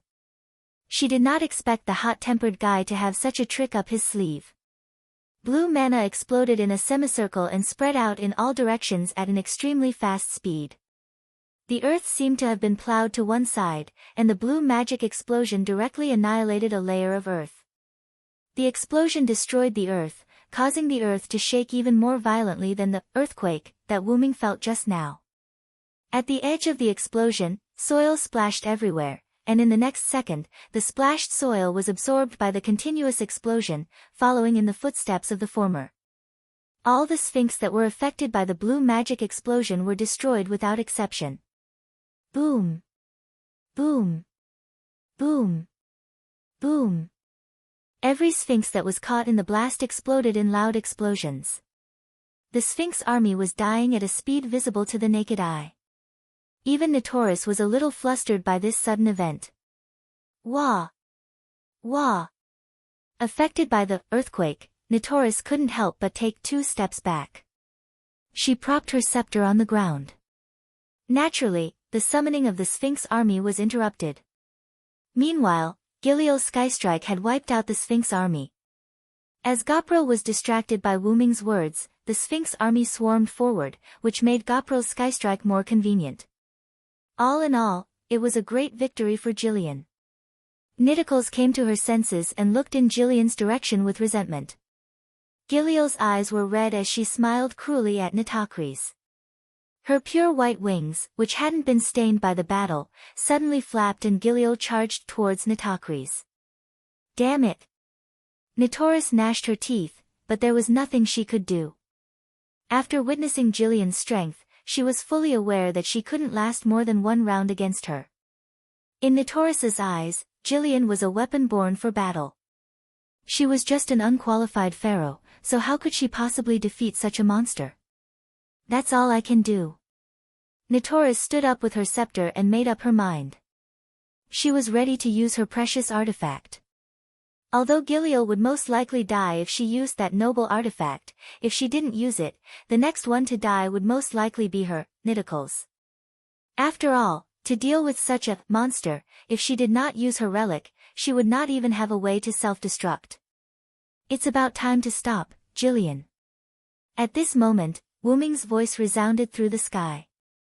As if afraid that Jillian couldn't hear him, Wyrm's voice wasn't soft this time. It wasn't soft to the point that Nitoris heard it. Lord Villo. Nitoris was shocked. It was reasonable for Nitoris to be shocked. After all, Nitoris was going to kill Jillian, and Jillian was Wyrm's subordinate. This was no less than killing her knight in front of the Lion King. How could Niticles not be startled by this? Of course, if she was judged to have failed, it could only be considered an attempt. After all, Nitoris had yet to make her move. Although Nitoris didn't make her move, Jillian didn't stop moving. Although Jillian heard Wyrm's words and lowered her speed subconsciously, she didn't stop completely. Jillian still flew toward Nitoris. It was apparent that Jillian was affected by the berserk state. Wyrm, who had been watching from the side for a while, naturally noticed it. That was why he didn't intend to use words to stop Jillian. Clank! The sound of chains slithering entered Jillian's ears. Several golden ripples appeared behind Wyrm and the chains within the ripples shot toward Jillian. Jillian didn't turn around to observe. She was confident that she could dodge the chains by relying on her voice and instincts. But how could Wyrm let her do as she wished? Boom! Jillian came to a halt as though she had crashed into an invisible wall. At the same time, she let out a muffled groan. Jillian's scarlet eyes that gradually lost her rationality revealed a trace of doubt. Feeling the strange tightness in her body, she looked at her body. Silver whitish chains appeared in the purplish-black ripples around Jillian out of nowhere. This was the combination of Wyrm's teleportation gate and pseudo-sky lock. As it was easy to use, Wyrm had used it more than once.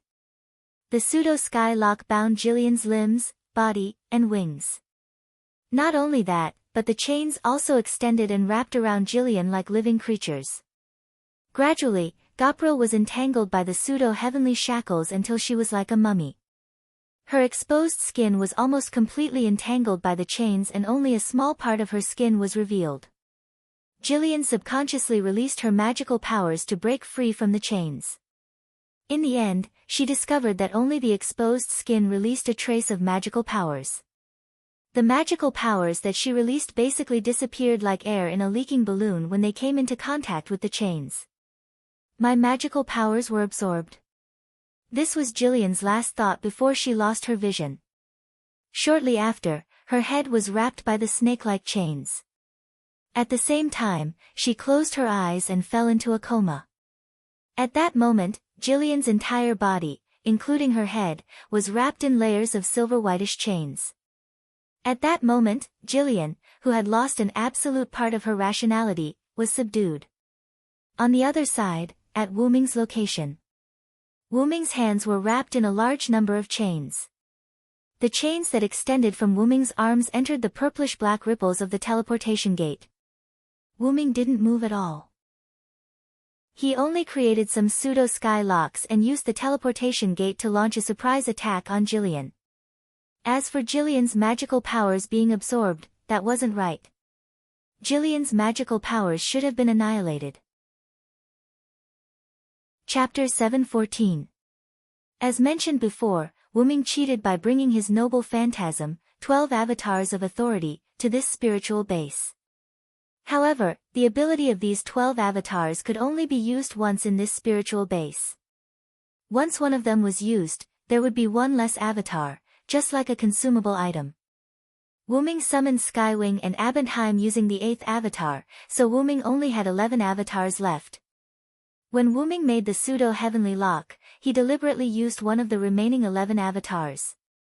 Wu Ming added the 5th avatar's annihilation characteristic to the pseudo-heavenly lock, which made the person bound by the pseudo-heavenly lock be annihilated. Of course, Wu Ming could choose what to annihilate the other party, whether it was the body or the magical power. It was up to Wu Ming's precise control. Wu Ming chose the magical power released from the surface of Giliel's skin to annihilate, so Giliel's body was not damaged. However, this was not without drawbacks. The pseudo-heavenly lock with the annihilation characteristic could no longer retain the ability to restrain divinity. Originally, Wu Ming could use high-grade items to create the pseudo-heavenly lock with the effect of restraining divinity, but when the avatar of annihilation was added to the process of creating the pseudo-heavenly lock, the characteristics of the pseudo-heavenly lock were annihilated. Or it should be said that the ability of annihilation annihilated the characteristics of the pseudo-heavenly lock. And because there was only one characteristic of the heavenly lock, that was, the higher the divinity of the person bound, the tighter the heavenly lock would bind. Therefore, after the annihilation characteristic was added, the restraining divinity characteristic disappeared. But that didn't matter. After all, the pseudo-heavenly lock could be recreated. On the contrary, the chains with the annihilation characteristic could only be found by chance. After all, Wu Ming's annihilation avatar had been used, and there were only 10 avatars left. Although the 12 incarnations had become a consumable item, Razin still had to use it. After all, if he didn't use it, why would Wu Ming bother to bring the 12 incarnations here? Controlling the pseudo-sky lock, or rather the annihilation lock, Wu Ming sent the unconscious Jillian into the portal. Jillian's unconsciousness wasn't caused by Wu Ming's annihilation lock, it was only because Jillian had overused her mana. Generally speaking, excessive mana consumption would only cause one to become extremely weak. Worse, one might not even be able to maintain a physical body and be forced to enter a spiritual state. The main reason why Jillian was unconscious was that Wu Ming had forcefully stopped her while she was flying at high speed. When she released her mana, it was instantly annihilated, causing her to fall unconscious. While Gopril was unconscious, Wu Ming had already connected to Gopril's spirit base and started providing her with magic power. Although Wu Ming had consumed a lot of mana when summoning the Skywing species and Abante, Wu Ming could still provide for a servant. After Gopril was completely engulfed by the black-purple teleportation gate, Silent Cry landed. "I'm sorry, Pharaoh Nitornus, I didn't manage my subordinates well." Wu Ming, who came in front of Nitornus, said to Nitornus. In any case, it could be seen from Jillian's final impact that she had the desire to kill Nitornus. Wu Ming also saw that Nitornus was ready to release her noble phantasm. If Wu Ming didn't stop her, either one of Jillian and Nitornus would leave, or both of them would leave together. After all, It was very likely that when Nitornis released her noble phantasm to take Jillian away, Jillian also took the opportunity to take Nitornis away. In short, they would die together. If that happened, there would be a rift between him and Ramses II. If he came to the other party's territory and his subordinates died together with the other party's subordinates, regardless of whether Wu Ming had malicious intentions or not, he would become enemies with the other party. Wu Ming would think of the worst-case scenario. After all, there was no harm in preparing for a rainy day. But fortunately, all of this was stopped by Wu Ming. "You're exaggerating, Sir Villo." Nitornis stood firm and shook her head. "By the way, do you know what's going on? Why did Jillian fall into such a state of madness?" Although Wu Ming knew that Jillian wasn't honest, Jillian shouldn't have fallen into madness so easily. Although it was also possible that Jillian wanted to play around and ended up screwing up. "I don't really understand." Nitornis shook her head. Immediately after, Nitornis told Wu Ming everything she knew. After Nitornis sent Wu Ming to the main hall where Ramses II was, she left the main hall and went outside. Then, she saw Jillian teasing the Sphinx group responsible for guarding the place. Nitornis was dissatisfied and stopped Jillian with words. In the end, Jillian stopped teasing the Sphinx group and started chatting with Nitornis. Although Nitocris was rather surprised, after exchanging names with Gopril and attempting to chat with her, she found that Gopril wasn't a bad person. Thus, the two of them began to converse. Although they might develop into enemies because of their respective masters, neither Nitornis nor Jillian was worried. Once they became enemies, they would go all out. Be it Nitornis's loyalty to Ramses II or Jillian's loyalty to Wu Ming, they wouldn't let the two of them stop just because they had a good chat. Although it sounded cruel, that was the truth. Afterward, when they talked about the sandstorm they encountered when they first entered the desert, Nitornis said, "I did it." After that, Gilio smiled and began her attack on Nitocris. It had to be said that Nitornis was still too naive. Jillian was clearly tricking her. Jillian was rather concerned about the unkillable sandstorm. Although the Sky Wings were not as vengeful as the forest goblins, Jillian was not the kind of person who wouldn't get back at someone for smashing her place. Jillian attacked Nitornis, but Nitornis found it rather baffling because she didn't know what she had said wrong. However, since the other party had attacked, Nitornis would not passively take the beating. As a pharaoh, Nitornis naturally used magic and summoned servants to attack, but as mentioned before, whether it was the scarabs, mummies, or magic, they all had little effect on Jillian. Only a large creature like the Sphinx could slightly restrain Jillian. Thus, Nitornis began to summon the Sphinx frantically. Wu Ming knew what happened next. In other words, Jillian gradually lost her rationality in the battle. Chapter 7:15. Although she was furious that Nitocris had used the sandstorm to toy with her, she was in no hurry to kill Nitocris because she wanted to play with her.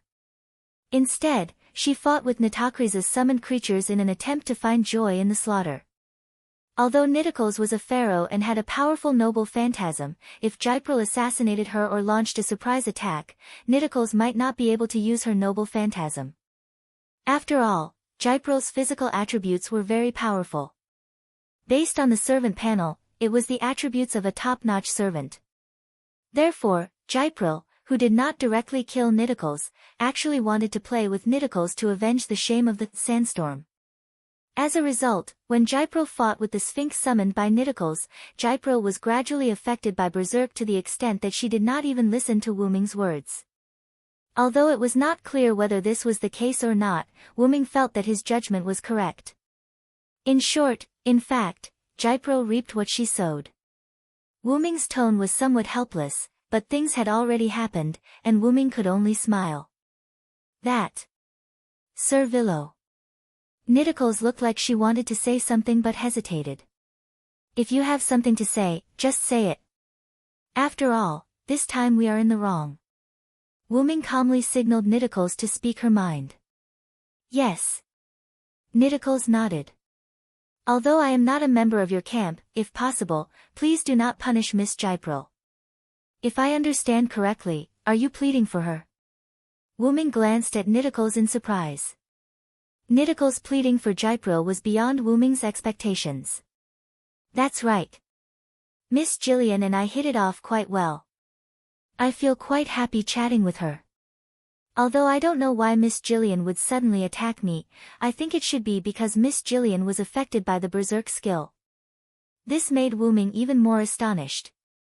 Even now, Nitakris still couldn't tell that Jillian was only pretending to chat with her. Her true goal was to get information out of her. Can I ask why? Wooming asked. Nitikos hesitated. Seeing such a Nitikos, Wooming quickly waved his hand. Of course, if it's inconvenient, you don't have to say it. However, Nitikos shook her head. There's nothing inconvenient about it. Then, as if she had made up her mind, Nitikos began to explain. Lord Varen, I'm sure you already know that I became a pharaoh because I was pushed to that position by someone else. To put it simply, I'm just a puppet. Nitikos' eyes wavered as if she was recalling the events of her life. But even so, I'm prepared to become a pharaoh, the son of God, the king of gods. But the price is that I don't have any close friends. As she spoke, Nitornis's eyes dimmed. After being hastily pushed to the position of pharaoh, her original friends were probably gradually estranged from her because of the difference between human and God. But I still have my brother. I can chat with him in my free time and relax my tense heart. Just that alone is enough for me. Thinking of her family, Nitikos' eyes showed a trace of gentleness. But my only family member, my brother, was branded with a groundless crime. He was murdered by those who pushed me to the position of pharaoh and treated me as a puppet. Nitikos' tone carried a trace of grief and indignation. They even deliberately let me know of this news and talked about it in front of me as if they were showing off. Because she was a puppet, a bird in a cage, there was no need to avoid it. Because she was a puppet, a fish in a pond, there was no need to fear it. And because she was a puppet, something in the palm of her hand, there was no need to be vigilant. And the result was, I killed them, said Nitakris, neither sad nor happy. They never thought that I would attack them. I still remember their expressions of despair before they were drowned. Although Nitakris's words were cruel, there was no complacency on her face from her successful revenge. Because it was meaningless. Why was it meaningless? It was because, my family member can't be revived. Even if I cut them into pieces, he still can't be revived. Nitikos gripped the scepter tightly as if it was going to break. I lost my family member who understood me. I also thought that my actions of murder disqualified me from the position of pharaoh. In the end, I chose to kill myself. Nitikos finished speaking. During this time, Wooming did not say a word. Since Nitikos had spoken to this extent, Wooming more or less understood. She was willing to gamble her life for her family because her family understood her. Whether it was because they understood that Nitikos was her family or because she was Nitikos' family, it was not important. What was important was that she no longer had a close friend. After talking with Gypril for a while, Nitikos clearly felt that Gypril could understand her and could become her close friend. This was normal. After all, Nitikos had only lived for a short period of time and did not have many close friends. Moreover, after becoming a follower, she had been staying with Ramses II. To Nitikos, Ramses II was someone who required respect and loyalty, so they could not become close friends. It could be said that Gypril was the first woman other than Chaldea who could become Nitikos' close friend. It was because of this that Nitikos would cover up Chaldea's group who had only saved her life. It was also because of this that Nitikos did not use a killing move on Gypril from the start. On the other hand, the reason why Gypril didn't attack Nitornis directly was most likely because she had a good impression of her, so she decided to tease her. As for killing Nitikos later on, Wooming guessed that it was because she was under the influence of berserk. Nitikos was prepared to use a noble artifact on Gypril in the end because she was at her wit's end. As mentioned before, if the two of them became enemies, she would definitely not hold back. Nitikos could not die yet. At the very least, she could not die in such a sullen manner. At the very least, she had to be loyal to Ramses II. As for whether or not Giliel and Nitocris had taken a liking to each other, they could only wait until Giliel woke up to find out. Although Miss Gopral had the intention to scout for information in the beginning, I could sense that she was indeed very happy during the conversation. That wasn't an act, Nitoris exonerated Gopral. If possible, please don't punish her. After saying that, Nitocris had a please look on her face. Wuming could only smile helplessly. Don't worry, I won't punish her. Chapter 7:16. I don't have the habit of punishing my subordinates, so even if you say so, I won't punish her. Wuming's words made Nitocris calm down. Thank you, Sir Villo. However, Wuming was puzzled. I remember you said that you knew that Jillian was chatting with you to get information from you, right? Nitocris nodded with a smile. Sir Villo, you can't be thinking of me as a fool, right? I'm a pharaoh after all, how can I not have some wisdom? After all, when Nitocris drowned those in power who murdered her brother, she used a scheme. In other words, actually, I'm very smart, Wuming smiled helplessly. Although he was helpless, Wuming didn't know whether to laugh or cry. It's about time. My purpose of coming here has been achieved. I'm going to leave now. He got the Holy Grail and didn't fight with Ramses II. Although Jillian had a fight with Nitocris because of her berserk state, nothing happened in the end. So Wuming was ready to leave. Ah! By the way, Sir Villo, I have something to report. When she heard that Wuming was leaving, Nitocris instantly remembered something. What's the matter? Wuming looked at Nitocris puzzledly. He shouldn't have any other connection with this place. It's like this, Sir Osmendes captured a knight from the Holy City not long ago. Knight? Wuming was stunned at first, then he thought of something. It can't be Tristan, right? That's a knight who uses a magic bow. Well, it's really Tristan. I have to say that this guy is really unlucky. He was just sent to the desert by Wuming to be on standby and gather information, but he was captured not long after. However, if it was really Tristan, why couldn't Wuming sense Tristan's location? After all, Wuming was currently Tristan's temporary master. Lord Osmendes inadvertently noticed that someone was scouting for information about the terrain nearby, so he directly captured that person and imprisoned him under the pyramid, isolating him. This finally resolved Wuming's doubts. It turned out that the barrier had cut off his perception of Tristan. And because Tristan didn't leave, the contract between him and Wuming was still intact.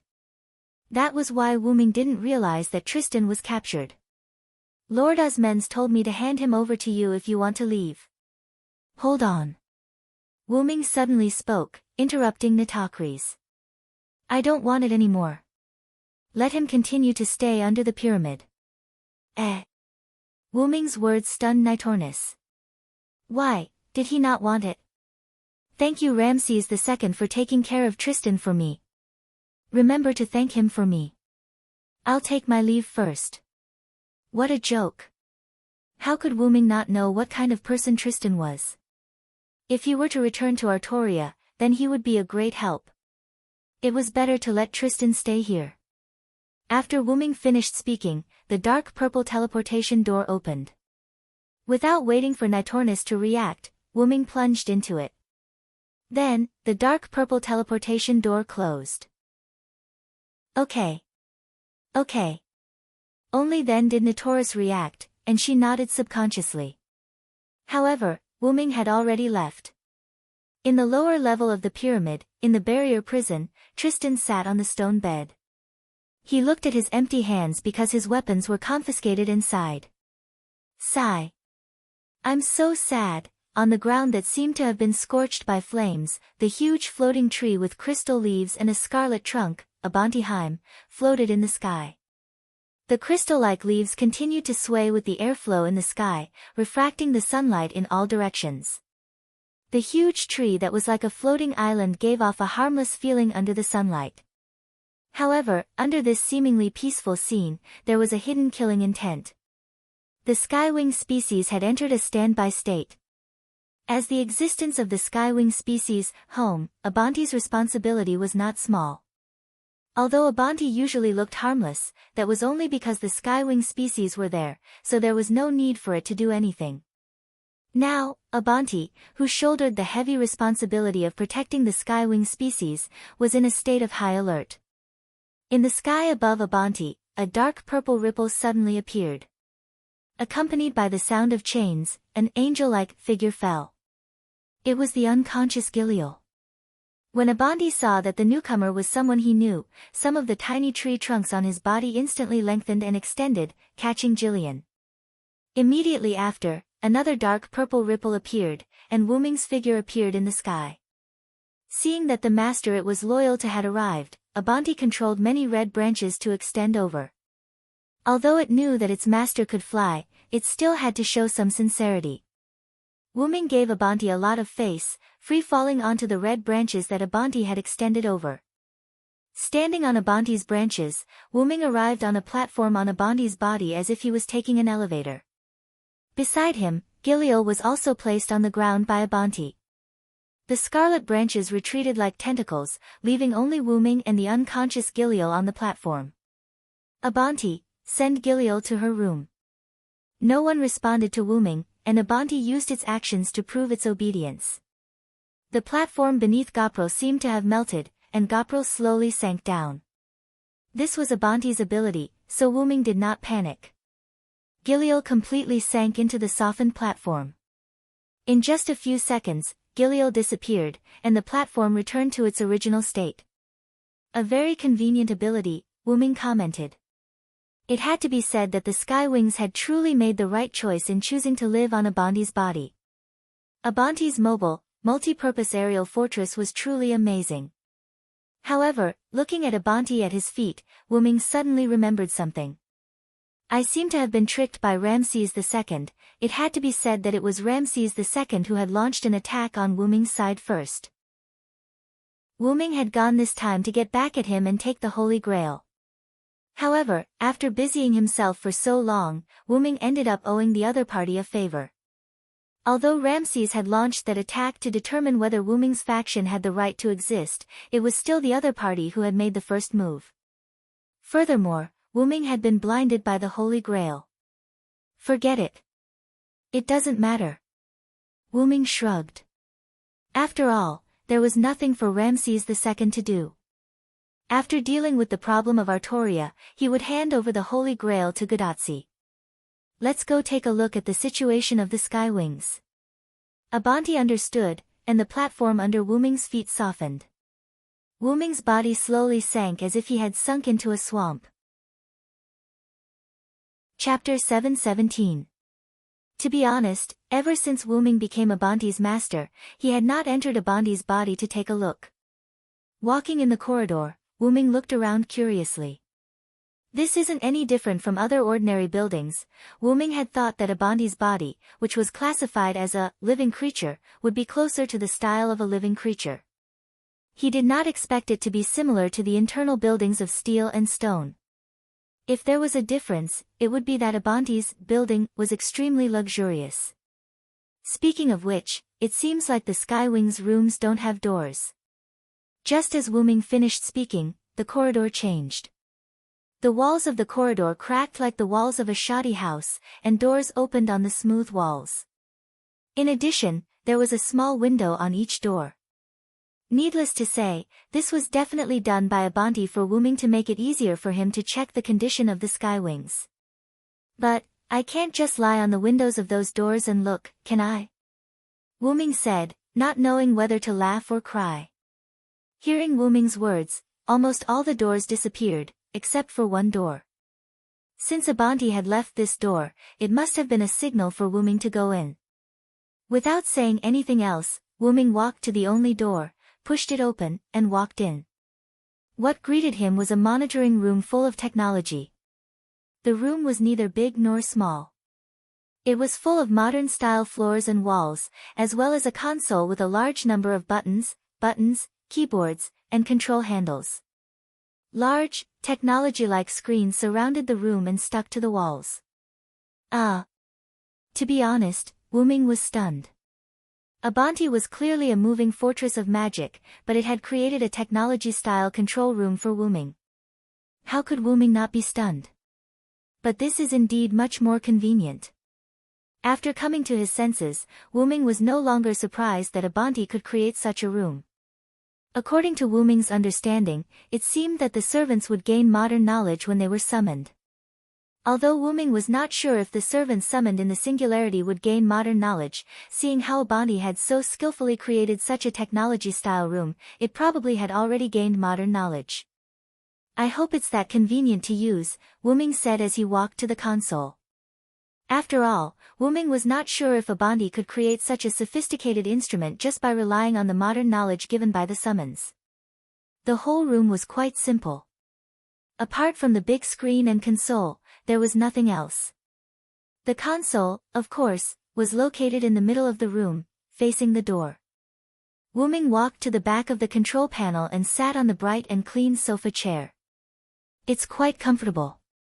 Wuming patted the armrests on both sides of the sofa and nodded in satisfaction. Then, turn the big screen and let me take a look. After Wuming finished speaking, Abanti began to move. Buzz, one by one, the big screens changed from a dark state to a dazzling blue light. Immediately afterward, the buttons, and joysticks on the console also emitted light. Well, it looks like it. Wuming nodded. He didn't expect Abanti to be able to restore this sense of technology. It was quite smart. Immediately afterward, a virtual screen generated by magic appeared in a folded state on the console in front of Wuming. Wuming was stunned, but Wuming's heart was not calm. Is that it? The big screen on the wall lit up with a blue light and nothing else was displayed. It was as if it had crashed.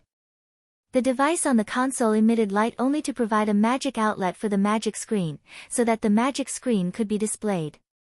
There was no other use at all. Except for the comfortable chair Wuming was sitting in, everything else was just a fake on the outside. I should have thought of it a long time ago. Even if it grants the servant modern knowledge, how can it be possible to tell the servant about the sophisticated computer system? Silent Wonder sighed self-deprecatingly, then smiled helplessly.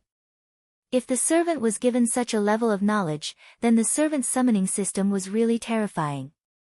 In other words, Abanti made this seemingly high-tech monitoring room, but in fact, it was just drawing a ladle according to the gourd.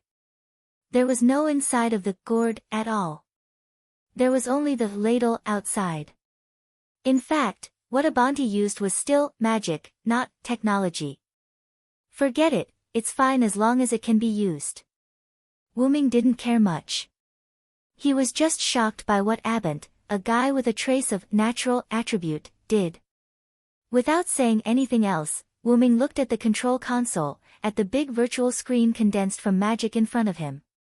Each virtual screen was about 3 meters long and square. The big screen was divided into countless smaller screens, and each screen showed the monitoring situation of the rooms of the sky wings. Because there were so many sky wings, these screens were stacked together. Wuming waved his hand, and Abanti knowingly helped Wuming separate the big screens. The virtual screens were spread out in front of Wuming, forming a wall. Although it looked a little dazzling, it did indeed report the situation of every skywing to Wuming. Everyone is sleeping soundly. He quickly glanced at the skywing species on the screen. They were all sleeping soundly. Wuming also saw Gopril on the screen. Unlike the other skywings, she was not floating in the room but lying on her bed. After all, the other skywings were on standby, while she was unconscious. Although Wuming had a way to quickly wake Gopril up, but I'll just let her sleep. In any case, I'll just keep supplying her with magic, and she'll be able to recover. It was just that it would be a little slower. Aside from the sky wings, the big screen also showed the monitoring of the corridor. Looking at the monitoring, Wuming suddenly felt that something was wrong with the big screen. He seemed to have seen a black shadow flash across the corridor. He checked the big screen again, trying to find something wrong, but no matter how carefully he looked, he couldn't see anything different. Was it my imagination? Wuming frowned. No, That can't be it. It can't be your imagination. Wuming had always trusted his sixth sense, and every time he followed it, it was always correct. Wuming was sure that something had gotten into Abanti's body. Furthermore, that black shadow he had just caught gave Wuming a sense of danger. A powerful stealth ability, a strange movement technique, and something that even made Wuming feel a sense of danger. Combined with this singularity, Wuming could only think of one person. First Hassan. Wuming had just finished speaking when he saw a sword flash coming at him. Chapter 7:18. Wuming instinctively tried to dodge, only to realize that it was futile. I can't dodge it. Wuming was alarmed. The sword flash was clearly not fast, but Wuming had the feeling that he could not dodge it. Squelch. With a squelch, half of Wuming's arm was chopped off, and blood gushed out. However, Wuming only frowned. Without saying a word, he raised his other arm and punched behind him. Boom! Along with the golden light, the fist collided with the dark and gloomy 1-meter-tall skull shield. The powerful force caused the atmosphere to tremble. At this moment, Abant also reacted. This was its body, and it did not even know that someone had snuck in. This was a great humiliation. In an instant, countless branch-like tentacles pierced towards the place where Wuming had attacked like sharp swords. Whoosh! The sword flashed, and Abant's branch-like tentacles were shattered one by one as if they were dead. At this moment, the sky wings in their rooms were also awakened by the battle between Wuming, Abant, and the enemy. In their respective rooms, they suddenly opened their eyes. The golden pupils of the sword and the shield instantly turned into scarlet pupils of the sword talisman. Like ghosts, the sky wings collectively passed through the illusory walls of their rooms and headed in Wuming's direction. Because of the sky wings' ability to pass through walls, the walls were just a layer of colored air to them. Everyone, stop! Wuming yelled at the air. Wuming knew very well who the other party was. Apart from the first Hassan, Wuming could not think of anyone else who could be the Crown Assassin's spirit base. Thus, the other party could not be dealt with by relying on numbers. Even if this number was supplemented by the sky wings, it would not be enough. Wuming's order caused the sky wings, who had been rushing toward Wuming, to collectively stop. Some of the sky wings had even entered Wuming's room. Return to your rooms and wait for further orders, Wuming said as he gave his second order. Whether it was the sky wings who had already reached Wuming's room or the other sky wings who had not made it in time, they collectively bowed and left with their heads lowered. The sky wings retreated to their rooms, but they continued to stare at Wuming's room with their scarlet eyes. Although Silent Wonder was very dissatisfied that the sky wings were berserkers, he had to admit that there was a benefit to berserker servants, and that was that they were exceptionally obedient. When Wuming said everyone, stop, it naturally included Abendheim, so Abend did not attack again. First Hassan, you and I have nothing to do with each other, so why are you trying to assassinate me? Wuming said in an unfriendly tone as he looked at the shadow where Wuming had attacked. The entire room was enveloped by the light from the large screen, and only the corner behind Wuming was dark. Do you have to be so obvious? Did you have to be so obvious? The reason it was a shadow was because Wuming still could not see who the other party was. However, other than the mysterious first Hassan, who had such powerful stealth abilities and strength that could injure Wuming, Wuming could not think of anyone else. It was as if he had given up because he had not killed the enemy in one strike, or perhaps he had achieved his goal. The shadow in the corner dissipated, revealing a tall figure. He was over 2 meters tall and wore shabby dark armor. The armor's shoulders, elbows, knees, and even back had decorative barbs that pointed upward. He held a simple and worn-out great sword in his right hand, and his left hand held a meter-tall shield that also had barbs. Most importantly, the other party's armor had a rather shabby cloak and a skull mask. If it was a mask, it would not be too accurate, because the other party's skull mask was more like a helmet than a mask. A skull with strange horns wrapped tightly around the other party's head. Although the area near the chin was not covered by the skull, what was revealed was darkness. Only the area around the eyes had a dark blue flame that looked like a soul fire burning dimly. With this skull face alone, Wuming was sure that the other party was indeed first Hassan, and it was definitely the first Hassan. Crack. Crack. Crack. With a little cracking sound, the shield held by the first Hassan cracked and then shattered. The fragments turned into a black mist and entangled into the dark cloak behind the first Hassan. The first Hassan, who lost the shield in his left hand, chose to touch the tip of the great sword to the ground and pressed the hilt of the great sword with both hands as if he was leaning on a crutch. "Answer my question, first Hassan," Wuming repeated in a more unfriendly tone. Wuming was indeed easy to talk to, but this did not mean that Wuming would tolerate being cut by someone and losing an arm. Moreover, Wuming was not afraid of the crown servant. He had 12 incarnations. If Wuming wanted, he could make the first Hassan leave here. "The bell of thy evening has not rung, but thy destiny has deviated." An old and deep voice came from under the mask of the first Hassan. Wuming was dumbfounded. What is this? The bell of the evening did not ring. It should be saying that he should not die yet. Wuming felt like he was scolding himself, but it was the truth. "Then why did you come to cut me?" According to Wuming's knowledge, the first Hassan was the one who beheaded Hassan who had gone astray. Although it did not mean that the first Hassan would only attack Hassan, Wuming did not understand why the other party attacked him. The two had no interest disputes at all, and Wuming also saved the life of a Hassan. Could it be that the other party was here to thank him? However, this thank you gift was really too heavy, wasn't it? Also, what does deviated destiny mean? Is it possible that there is something that needs me to do, but I didn't do it? Even if it was a reminder, why did you have to cut me directly?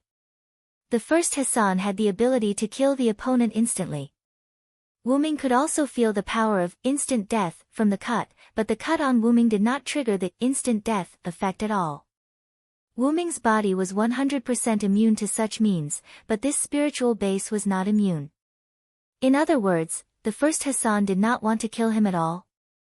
The destiny of the winged otherworlder and the behemoth floating in the mortal world is different. "I want to silence it on behalf of God." The first Hassan spoke again. Wuming frowned. Is it because the skywing species and Abanti are not native residents of this world, so they were targeted by the first Hassan, and I was only forced to take a cut? Chapter 719. The Skywings and Abantiheim were not products of this planet, which meant that they were actually stowaways. As the thugs of the restraining power, the crown servants were there to deal with these stowaways. However, with the relationship between Wuming and the restraining power, how could the restraining power attack Wuming? Furthermore, the first Hassan had aimed at Wuming, so Wuming did not understand what was going on. However, after hearing the first Hassan's next words, Wuming understood. However, the blade has already been unsheathed. There is no second strike. To put it simply, the first Hassan had let go of the Skywings and Abantiheim.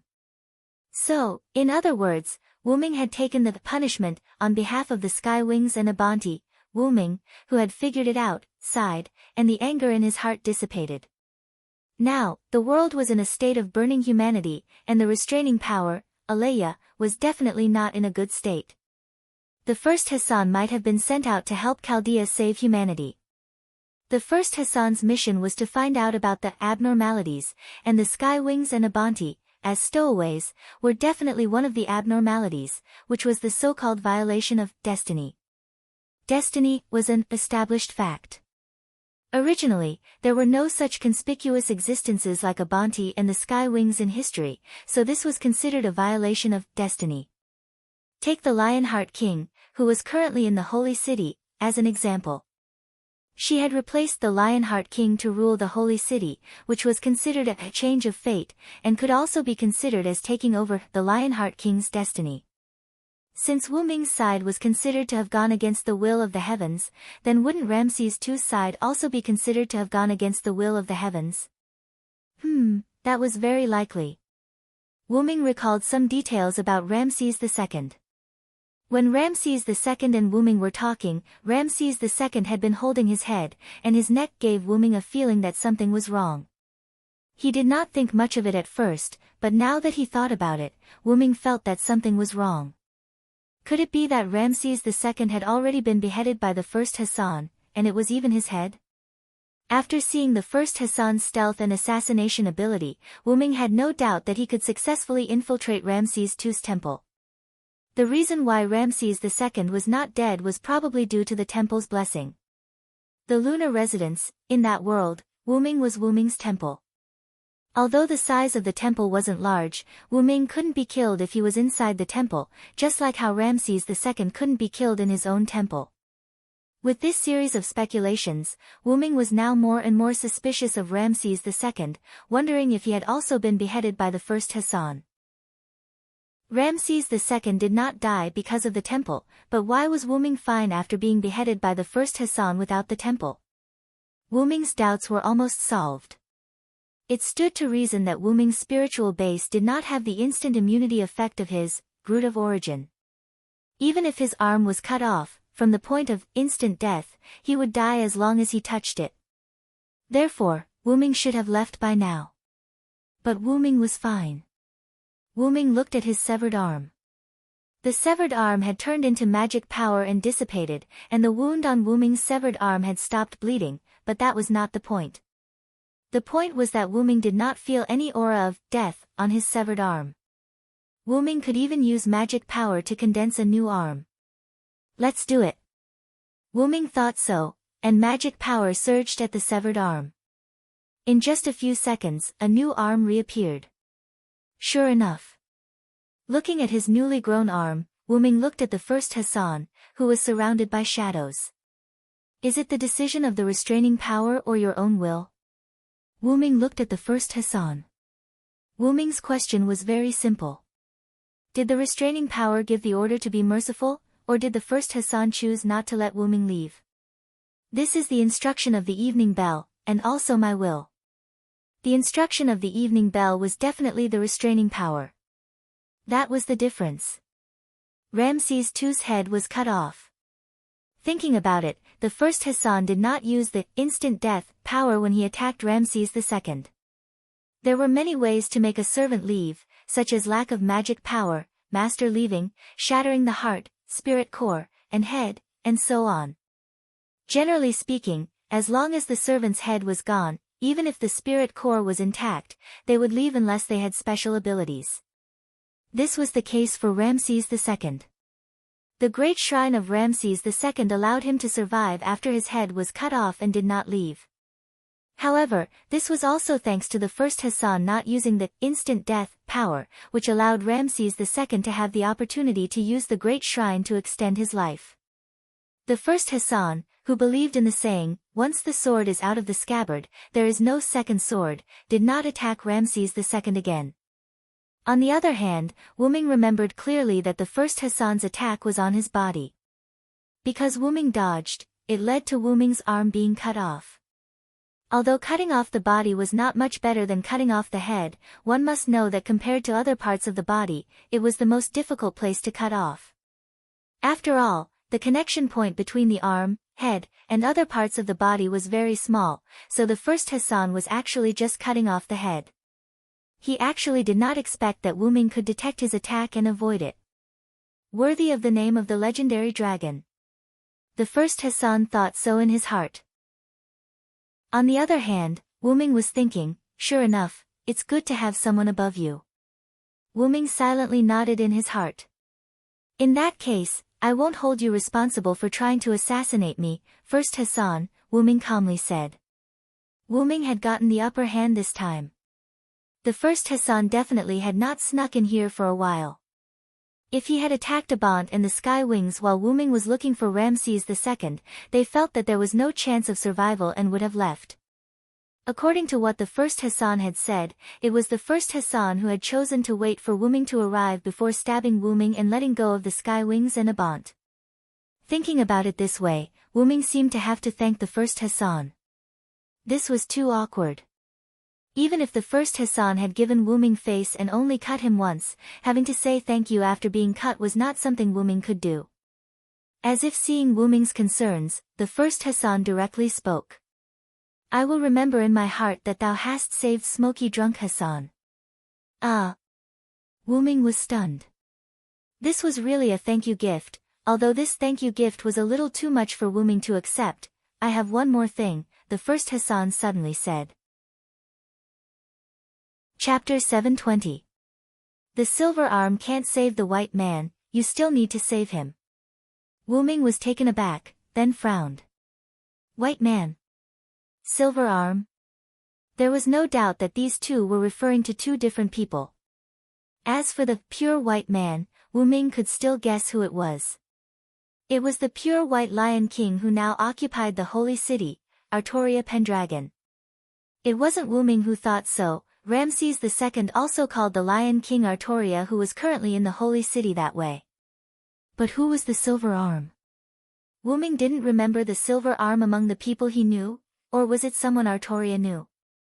The people related to Artoria were only those, the Knights of the Round Table, Merlin, Morgan Le Fay, and so on. But Wu Ming, as the person who accompanied Artoria for most of her life, was naturally familiar with the people Artoria was familiar with. But none of these people were related to the silver arm. Silver arm. Arm. Arm. Arm. Wait. Wu Ming suddenly thought of something. From the information obtained by Wu Ming so far, only 3 Knights of the Round Table did not respond to Artoria's summon. Villo their Answord, Galahad, and Bedivere. Villo was Wu Ming himself, so it was normal that he couldn't be summoned. Galahad was attached to Matthew, so naturally, he couldn't respond to the summon. Bedivere, who was quite loyal to Artoria, also didn't respond to Artoria's summon, which was undoubtedly a big doubt. And Bedivere had a big characteristic as a Knight of the Round Table, he had a broken arm. Among the Knights of the Round Table, only Bedivere had a relationship with the arm. And when he was in the Uruk Singularity, Wu Ming once talked with Merlin. Through the conversation, Wu Ming learned that Merlin was actually very clear about the 6th singularity where Wu Ming was now. After all, he had clairvoyance. And the fact that Artoria was in this singularity was revealed by Merlin, otherwise, Wu Ming wouldn't know that Artoria was here. Still through the conversation, Wu Ming vaguely learned from Merlin that Merlin was not doing nothing. He had foreshadowed something. As for what the foreshadowing was, unfortunately, Merlin either changed the topic or shook his head mysteriously and refused to say it. Maybe Bedivere was that foreshadowing. But what the truth was, he still had to wait until the truth came out.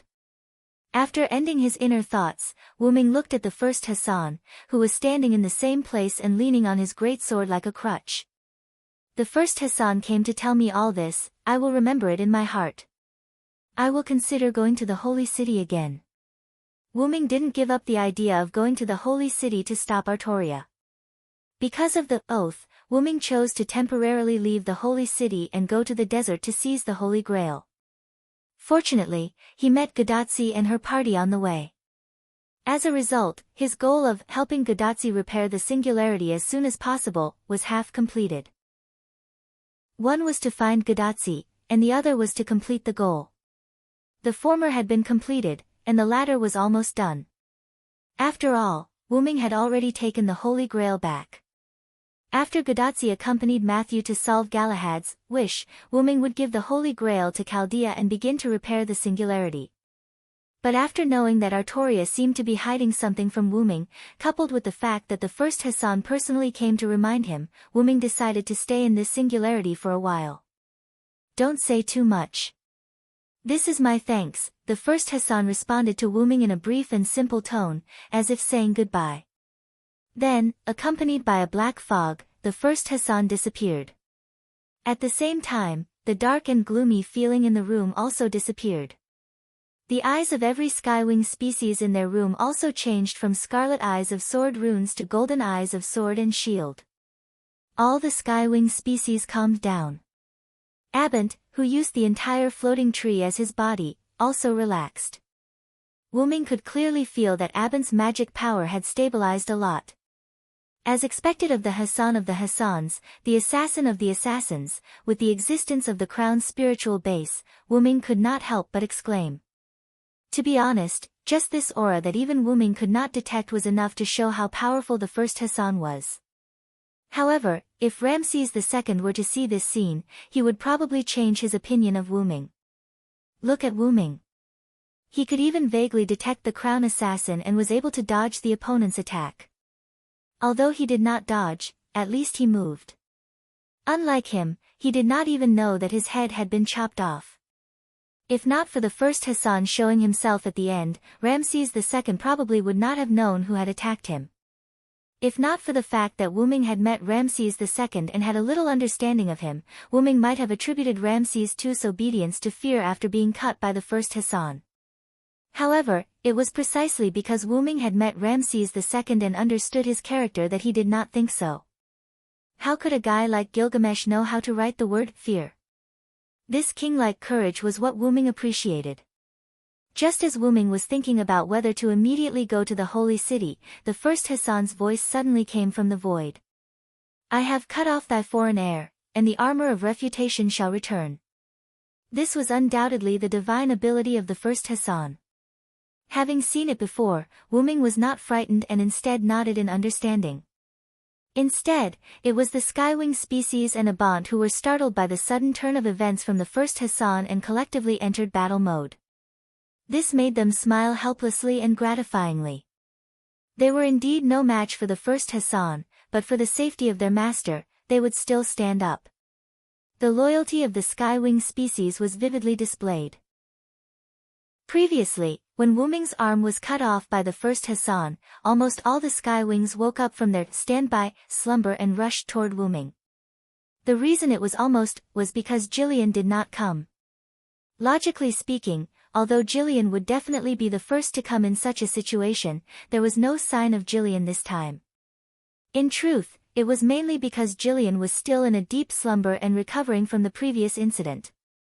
It was similar to a protective device in a human body. Jillian was severely lacking in magic power and was recovering, so she might not be able to wake up even if she wanted to. It was the same principle as how humans would fall into a coma after losing large amounts of blood. Not bothering with Jillian, Wuming walked out of the room.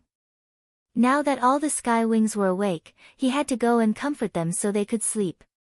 Otherwise, even if they were in a non-combat state, Wuming was afraid that their berserk state would devour their rationality. However, when he thought about the number of Skywings, Wuming felt his stomach ache. I'll just treat it as training. Chapter 721. The Skywings had fallen asleep, but it was not Wuming who pacified them one by one. After all, this was Abanthi's body, and with Abanthi's help, Wuming had successfully experienced what it was like to be a leader. Abanthi sent a collective message to the Skywings to pacify them. However, this time, the Skywings were more like sleep than standby. Because it was Wuming who had personally gone to comfort the Skywings, he had asked them to lie down on the bed like ordinary girls instead of floating in the air and waiting for an opportunity. Although the Skywings did not quite understand this behavior, it was still an order from their master, so they still obeyed. Lying on the bed, the Skywings entered a standby state, but to an outsider, they really did look like they were asleep. Back in the monitoring room, Wuming sat on the sofa and browsed through a large magic screen in front of him. The screen displayed the basic data of the Skywings. Although Abanthi did not really have modern technological knowledge, its magical knowledge was pretty good. Thus, it displayed the basic data of the Skywings in the form of a magic screen to Wuming. Although as the master of these tens of thousands of Skywings, Wuming could see the information of their servants, Wuming could not look at every Skywing one by one. With the idea of slacking off, when the Skywings were summoned, Wuming only looked at their ranks. The information that Abanthi had prepared for Wuming was a great help to Wuming. Because the information of ordinary Skywing race servants was the same, Abant collected the information of those Skywing race servants into a sample and took it out. Unless it was a Skywing with a special skill, the information would not be listed separately. Thus, the screen in front of Wuming only had the information of a few servants. After browsing for some time, Wyrm turned off the virtual screen in front of him and leaned back on the sofa. He crossed one hand and rubbed his forehead with the other. Sure enough, Berserker's spirit base has too much of an effect on the Skywings. According to the information provided by Abanthi, the Skywings summoned by Berserker had an EX Berserker rank. What did an EX Berserker mean? Either they were crazy to the extreme and could communicate with others, or they could not communicate at all, not even with their master. One was the extreme of the positive side, and the other was the extreme of the negative side. It was clear that the Skywings had the extreme of the negative side. To put it simply, if the battle went on for a little longer, the Skywings might not be able to control themselves, just like Gopril. There was even a high chance that they would break from their master's control, which meant that they might break free from Wyrm's control or not listen to him. As a result, the Skywing species became expendable, because once they were used, they would lose control. This was something Wyrm didn't want to see. Fortunately, Azrael was different from the other Skywings. As the commander of the Skywings, Azrael had the ability to resist Berserk. Thus, Wyrm did not have to worry that Azrael would go Berserk over at Godatsu's place. However, the other Skywings were not so lucky. According to the information provided by the servants, the Skywings that had gone Berserk were of little value. In that case, the Skywings can't move freely, Wyrm muttered to himself. However, as the original individual, Azrael, and the foreign individual, Gopril, could still move. Azrael had a special skill, which allowed her to move freely. As for Gopril, Wyrm decided that once she woke up, he would have her follow him. With Wyrm by his side, Wyrm did not feel that Gopril would go out of control. Wyrm could stop Gopril the moment he saw her lose her rationality. In the worst-case scenario, he could use Annihilation Lock to restrain her again. The reason why he did not bring the other Skywings was that Gopril also had a special skill. As the strongest foreign individual, Gopril had a skill that greatly strengthened her damage. In other words, Gopril's Skystrike was much stronger than the other Skystrikes of the other Skywings in terms of explosion range, power, and release speed. In fact, because of the skill, Gopril's mana consumption was much lower than the other Skywings. Facing an existence like Gopril, Wyrm had no reason not to bring her along. This reason also explained why Wyrm had chosen to have Gopril follow him. It was not because she was a foreign individual and had special privileges, but because she had a special skill.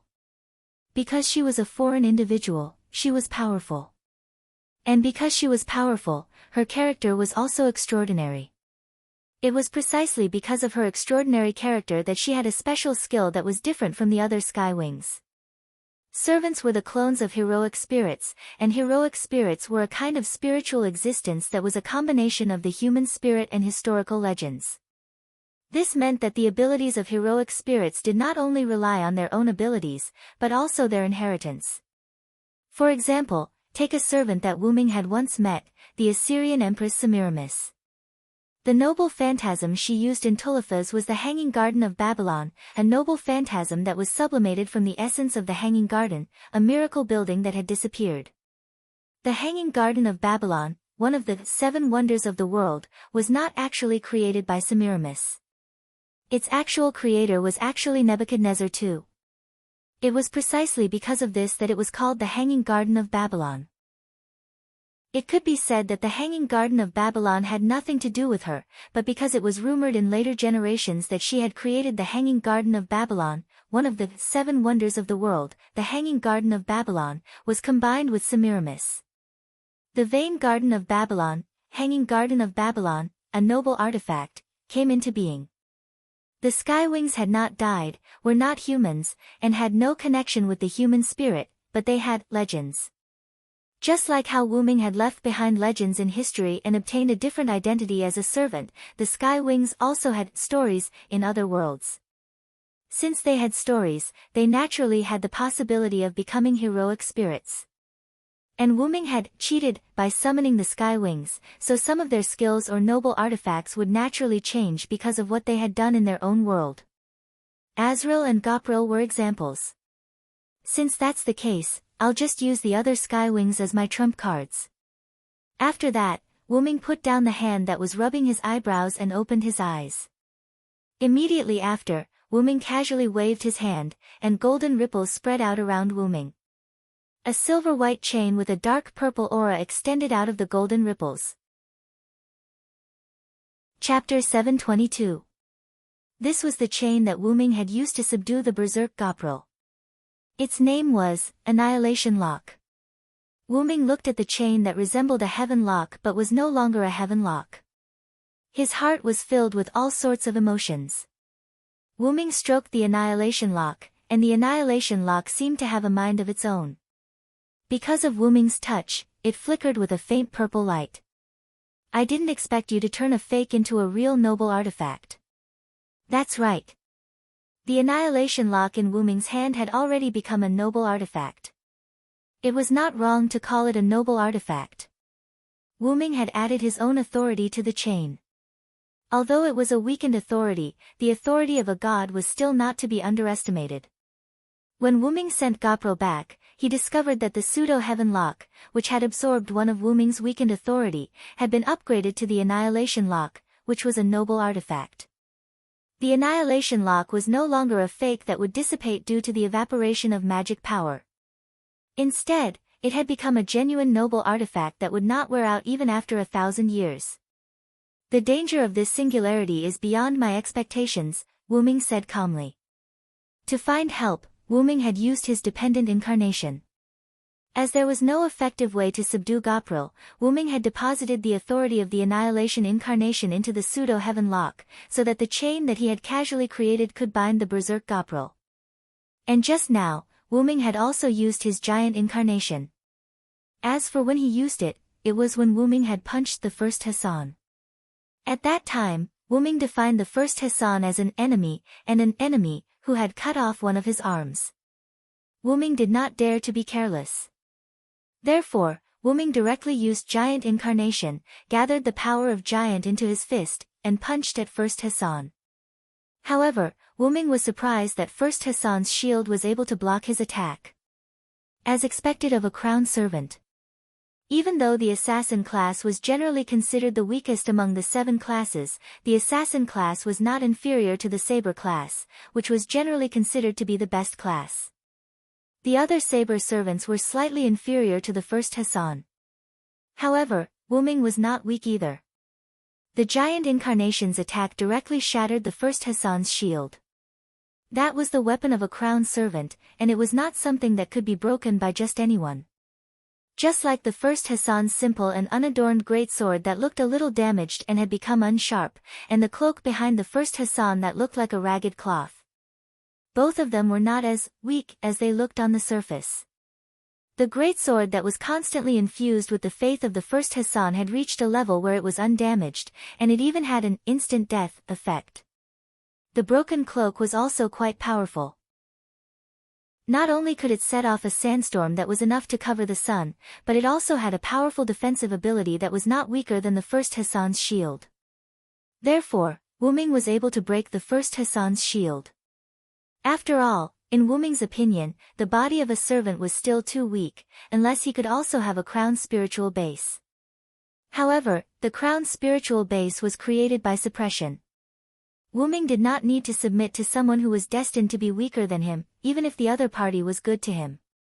Anyway, when Wuming found his body, Wuming did not need to be a yes man anymore. If everything went well, maybe after solving this singularity, Wuming could find his body before Godatsi and others went to Uruk. Then, he could directly solve the singularity of the Uruk and kill Gydia. He had already seen Gydia's means, and he also forced the other party to detonate the black mud on the outer layer of each world to choose to severely injure Wuming. Gydia must have also been injured, otherwise, he would not let Wuming mess around in this singularity. Gydia, who also saw Wuming's power, was really vigilant against Wuming. Since Wuming had already done so many things in this singularity, and no one stopped him, it was obvious that Gydia did not pay attention to this singularity. In Gydia's view, even with the help of Wuming, Chaldea could repair these burned residues, and it would have no impact on the result. To be more ruthless, even if the burn of humanity was rewritten, and the burn of humanity was successfully restored by Chaldea, it would have no impact on Gydia. The reason was very clear to Wuming, because Gydia's vision, or ambition, was no longer here. Gydia, who had come into contact with the black mud, had long changed his target to other worlds, a wider sea of stars. Although Wuming did not know what Gydia's original purpose was, Wuming knew that Gydia's purpose had changed from the original goal to going to other worlds. This was like a person's original plan was to take a rocket to the moon that was suitable for him, but before taking off, he found a more habitable planet, Mars.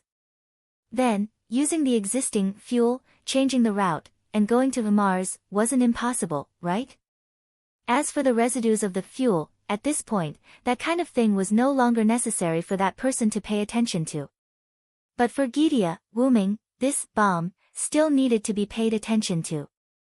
And for Wuming, this hidden danger, Gydia, also needed to be paid attention to. Although Wuming was confident that the next time he fought with Gydia, Gydia might also have the same confidence. After all, both sides understood each other after fighting once, so Gydia might also have a way to deal with Wuming. But that was all in the future. From the current situation, Wuming and Gydia wouldn't meet for a while, and Wuming didn't have to worry about Gydia coming out to cause trouble. Closing his eyes, Wuming went deep into his inner world. A huge stone plate appeared in Wuming's heart. There were 12 small stone plates on the large stone plate.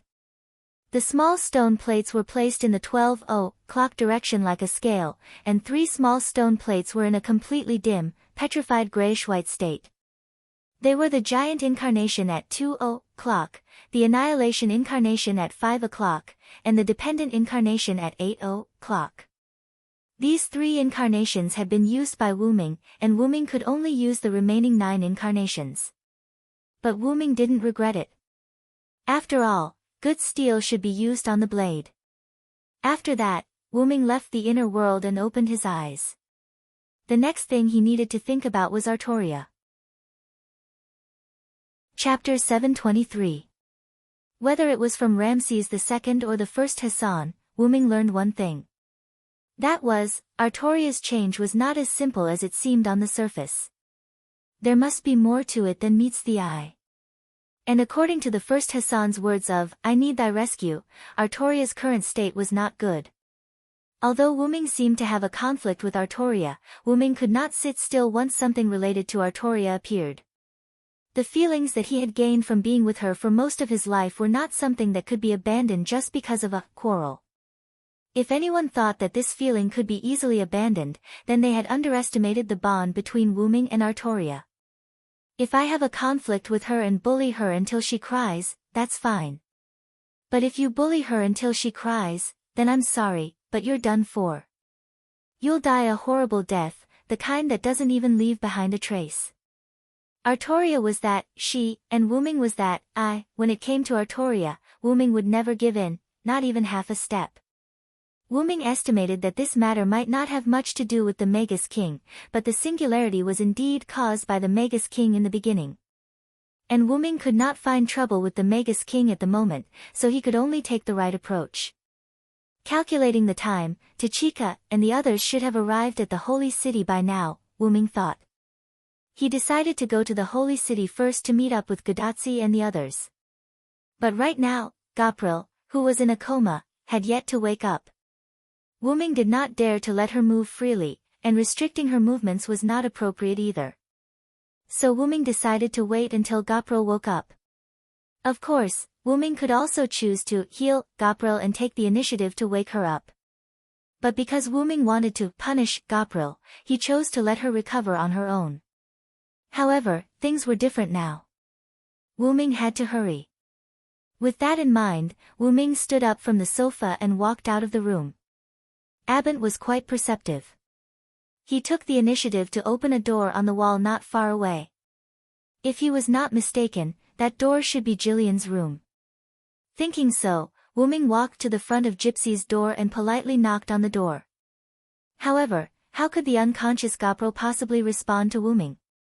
Wuming knocking on the door was just a mischievous act. After knocking on the door, Wyrm pushed the door open and entered. His actions were rather smooth, and from this, it could be confirmed that Wyrm had no intention of entering the room with Gopro's permission. Sometimes, pleasure, or bad taste, was just that simple. Wyrm subconsciously looked around when he entered Gopro's room. A room that looked no different from the other Skywings entered Wyrm's eyes.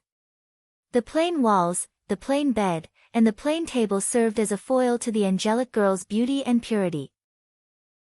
Gopro was like a sleeping beauty, quietly lying on her simple and unadorned bed. The girl's wings, which were filled with pure white feathers, extended from her back to her front, gently covering her thighs and abdomen like a quilt.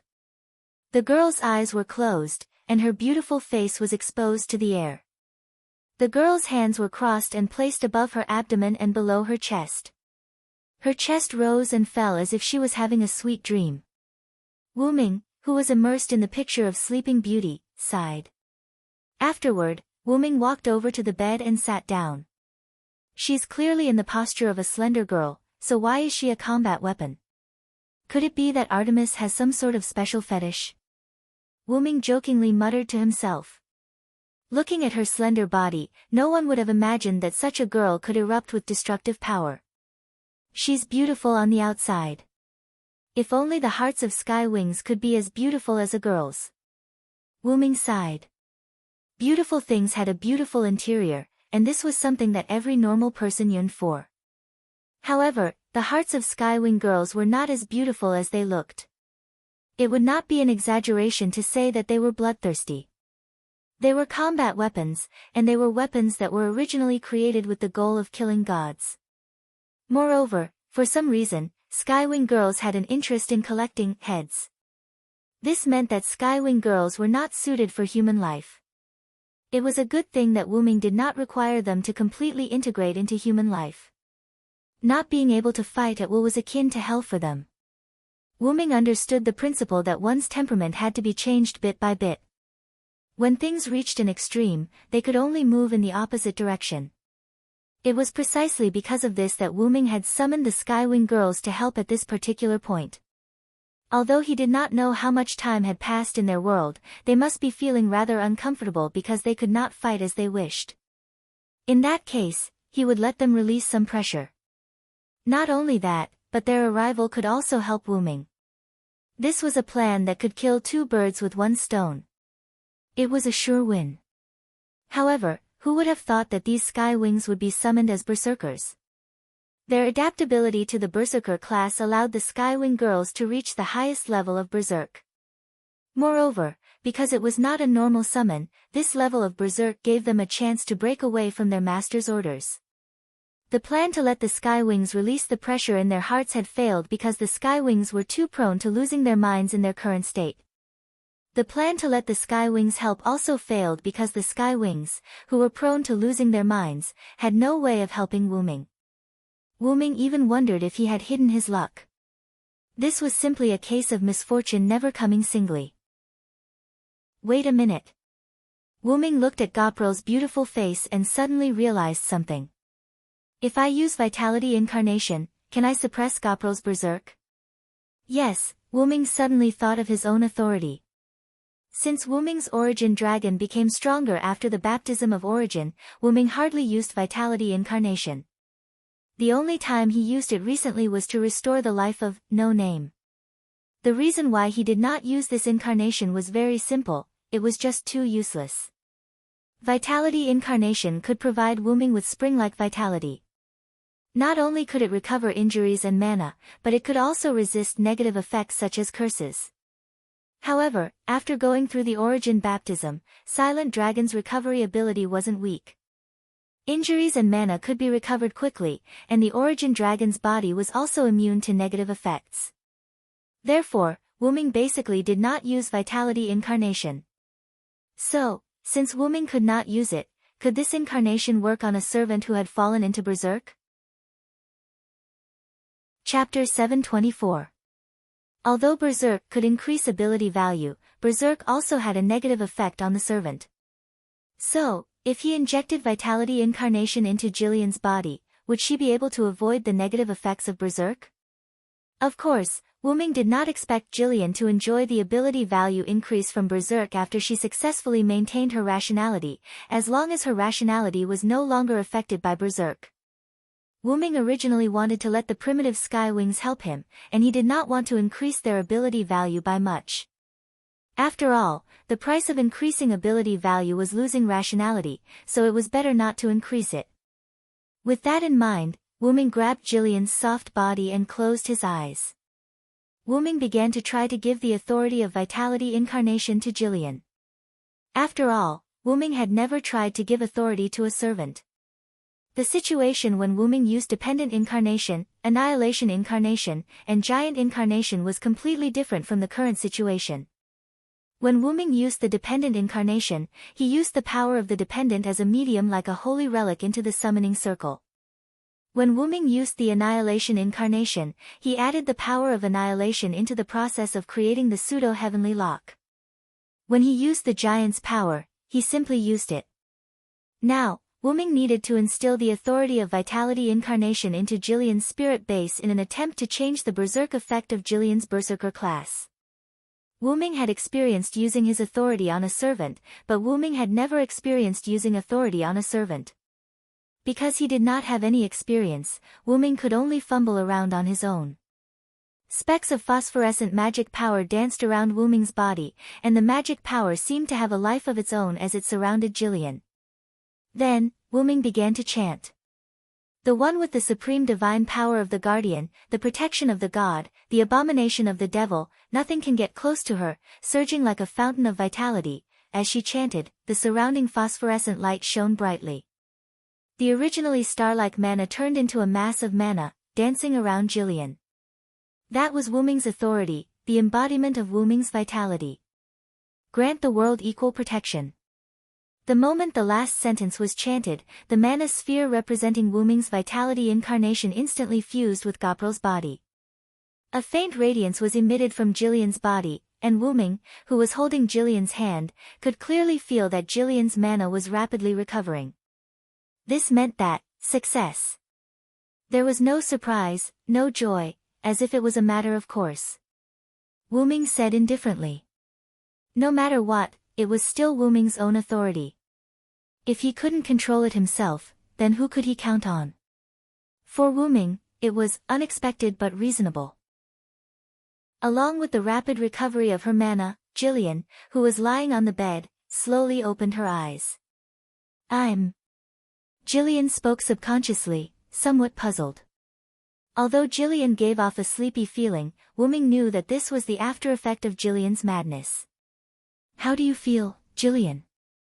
Wuming asked with concern. Master. Jillian, who heard Wuming's words, was obviously shocked. After coming back to her senses, Jillian saw Wuming holding her hand and looking at her with a face full of concern. She responded shyly to Wuming. Master is really concerned about me. Could it be that Master wants to do something perverted to me? If it's Master, sure. Jillian's answer instantly made Wuming raise his brows. Then, Wuming silently raised his fist. Bang! After a short while, Wuming sat on Jillian's bed with his legs crossed, while Jillian stood in front of Wuming with a smile on her face. It seemed that there was no problem at all. Of course, that was if one ignored the bump on Jillian's head. How do you feel, Jillian? Wuming crossed his arms and repeated his previous question. Jillian, who had learned her lesson, naturally didn't tease Wuming anymore. Instead, she began to answer seriously. Yes, although I don't know what happened, my body seems to have endless energy. Jillian wasn't an idiot. Instead, she was quite smart. Naturally, Jillian remembered what had happened before she lost consciousness. Combined with her own Berserk EX, Jillian naturally deduced that she had lost her rationality and went berserk because of that skill. Although Wuming didn't say it explicitly, the reason why she could wake up without any discomfort was probably related to her master. You don't have the urge to kill like crazy anymore? Wuming asked. Jillian shook her head and said helplessly and playfully. I'm a sky wing, after all. Of course, I still want to kill. Wuming glared at Jillian, and she immediately became obedient. But the feeling of wanting to kill can be controlled, just like in my original world. Jillian touched the bump on her head with some lingering fear. Her master's beating really hurt. Afterward, Jillian propped up her other arm with one hand, and the arm that was propped up extended a finger to her chin as she spoke again, puzzled. Not only that, I realized that compared to before, I'm calmer, as if the urge has been eliminated, right? Wyrm answered for Jillian in advance. Yes, that's right. That's it. Not only that, even if I'm angry, I can only feel it a little. My anger seems to have been soothed by something. Gillyre sighed. This feeling was a little uncomfortable for her. It was like having a hot-tempered friend, but one day, he suddenly became not hot-tempered, and he became very calm. Not to mention the people who knew him, even he himself was surprised and uncomfortable with his current personality. However, Jillian's answer made Wyrm close his eyes and nod. It seems that the authority is in effect. Because the effect of vitality incarnation was still active, whenever Jillian had negative emotions such as rage and killing, vitality incarnation would purify them. But after all, it was a weakened version of authority incarnation, and it didn't affect Wyrm himself, so it might not work completely on Jillian. However, there was one thing that was certain: Jillian would no longer be affected by Berserk. Chapter 725. Wyrm told Jillian what he had done to Jillian. Then, Jillian knelt down on one knee in shock. Lord Wyrm, please forgive me for being blunt, but your gift is too precious. After knowing that Wyrm had bestowed her with God's authority by slaying a god, she immediately became very serious. Although Gopro usually looked very playful, that was just her appearance. Every Skywing was serious and bloodthirsty, and Gopro was no exception. Once something serious happened, Gopro would become serious, just like now. Even Gopro's address for Wyrm changed from Master to Lord Wyrm, because she became serious. Is that what you think, Gopro? Wyrm smiled helplessly and shook his head. But I think it's a good deal. A dispensable authority incarnation in exchange for a rational helper. No matter how Wyrm thought about it, he was the one who profited. Lord Wyrm, I can feel the power of authority in my body. Gopro looked into Wyrm's eyes. Even if I've been emitting magic power, the magic power in my body hasn't decreased in the slightest, and it's still full. That was the effect of the authority Wyrm bestowed on Gopro. Not only that, but I also feel the surging vitality in my body all the time, as if it's about to break out of my body. That was naturally the effect of vitality incarnation. The endless vitality could quickly replenish and heal injuries. Gopro estimated that even if she was seriously injured, she would not need to go to the repair device to recover. In just a few minutes, the serious injury would disappear, and she would recover to her peak strength. Through these visible effects, Gopro also understood how powerful this power was. It was too wasteful to give such power to her. If Wyrm kept it, it could be used as a trump card. Therefore, this subordinate believes that for such a precious authority, you should keep it instead of giving it to this subordinate. I don't agree with you, Gopro. Wyrm gave Gopro a negative opinion. It's a real waste not to use the authority because it's precious and you're afraid of wasting it. Wyrm's words made Gopro stunned, but it was not without reason. Even if something was precious, it had a use. If you chose not to use it because it was precious and kept it for safekeeping, then that item would definitely be shamed. Just like money, no matter how much money you earned, if you didn't use it, you would still be a pile of dirt after you died. To put it simply, Wyrm was a person who believed in making the best use of everything. He wouldn't not use something because it was too precious. Of course, this was not to say that Wyrm was a fool. Since Wyrm chose to use it, there would naturally be benefits to be gained. Letting Gopro regain her consciousness was undoubtedly beneficial to Wyrm's current situation. Compared to Wyrm not knowing if he could use the vitality incarnation, it was better to give it to Gopro. Having decided to use the other Skywings as joker cards, Wyrm did not choose to use the vitality incarnation on them and instead used it on Gopro alone. Apart from this, Wyrm could not guarantee that the vitality incarnation on the sky wings would be able to suppress berserk transformation. Therefore, using it on the strongest skywing life form, Gopril, was the best decision. After all, the saying, quality, not quantity, made sense. So, Gopril, if you feel afraid and guilty about having the authority of a god, then do your best to fight for me. What could he do if he felt guilty? He just had to make it seem like he deserved it. The best way was to make military contributions. Wyrm's words made Gopril's eyes light up. Gopril instantly perked up and replied to Wyrm with a victorious smile. Yes. The Skywing alien Giliel is determined to sweep away all the enemies in your path for you, my lord. Victory for you. At this moment, Gopril seemed to have found her purpose in that war that had lasted for who knew how long. For my lord's victory, I won't hesitate to die. Get ready, Gopril. We'll go to the holy city in a moment, Wyrm said and walked toward the door. He did not forget that this was Gopril's room. Yes. Hearing Gopril's response, Wyrm pushed the door open and went out. After closing the door, Wyrm let out a long sigh of relief. Gopril is really giving me a headache, Wyrm said as he walked toward the surveillance room that Abant had opened for him. But it's better to have a headache than to have no one to deal with her. Wyrm said and walked into the surveillance room. Wyrm sat on the familiar sofa and looked at the virtual surveillance screen in front of him. Wyrm shouted to Abant. Abant, can you turn on the surveillance around you? There were no words, only the changes on the virtual screen in front of Wyrm. The virtual screen no longer showed the sky wings, but the barren land and withered branches that had lost all life, as well as the clear sky with a large halo. There was no doubt that Abant was like a moving fortress in the sky, turning on the surveillance of his surroundings. Very good.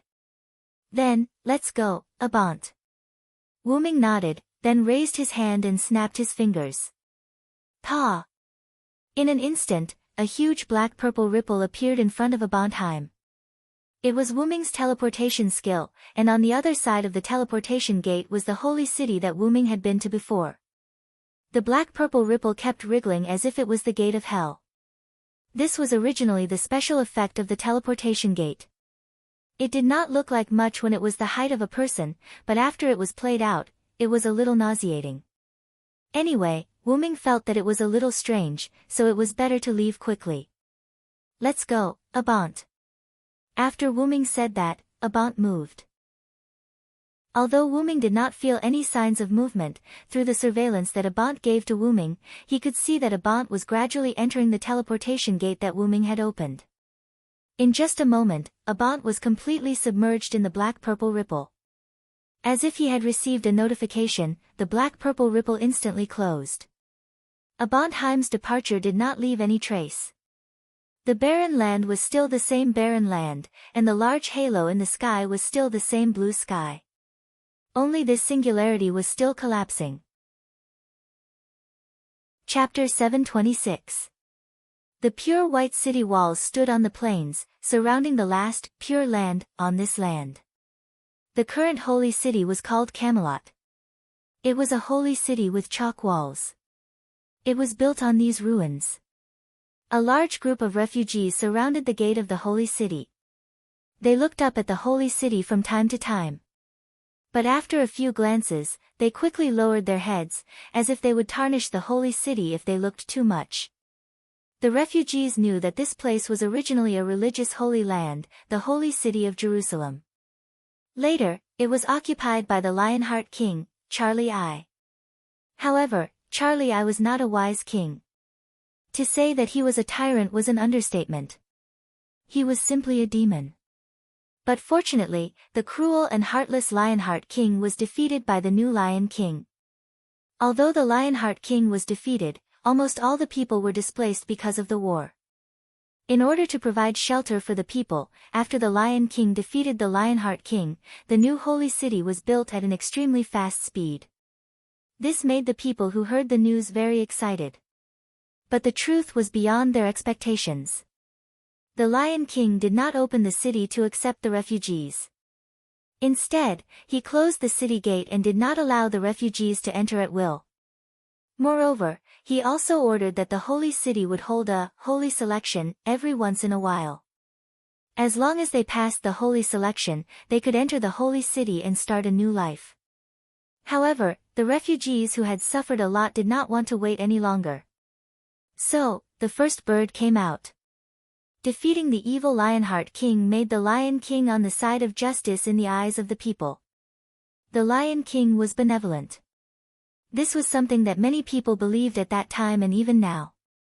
However, there were always some people who were not honest. People were divided into good and evil. The good people waited for the holy selection to proceed, while the evil people raised the flag of rebellion. They formed a rebellion army and launched an attack on the holy city. However, how could these so-called rebels be a match for the Lion King who defeated the Lionheart King? In the eyes of outsiders, the rebel army was instantly defeated without any surprise. However, the Lion King forgave them and let them participate in the holy selection. What a benevolent king! These refugees who only knew how to express themselves thought so. However, the problem was that since it was a selection, there must be people who failed. However, this was something that no one noticed. Where did all the people who failed the selection go? The refugees only thought that those people had entered the holy city to live and didn't think too much about it. Even the rebel army that wanted to rebel against the Lion King had the qualifications to enter the holy city. How easy was it for this king to be selected? No, it should be said that this Lion King was very benevolent. In this way, the people who had been displaced by the war would naturally rush here spontaneously after hearing the news. More and more refugees rushed over and entered the holy city. The number of refugees in the wilderness dwindled. The newly arrived refugees did not consider whether the sacred city could accommodate such a large number of refugees. Or rather, they were subconsciously deceiving themselves. Everything was for the sake of survival. Although there were many dangers in the wilderness of this era due to the changes in the singularity, there were still many refugees who insisted on coming. As long as there was a glimmer of hope to survive in a safe place, people who yearned for a safe environment would not give up. At this moment, the refugees at the entrance of the holy city were the ones who had just arrived. According to the solemn night patrolling around the holy city, the frequency of saint selection had increased. Now, there would be a saint selection every few days. This undoubtedly made the refugees very excited. Because they would be safe soon. There would be no more danger and no more harm. According to the solemn night, a group of refugees had been bewitched by the mountain people in the northern mountains and the emissaries of the new powers in the west. They had escaped the holy city's selection.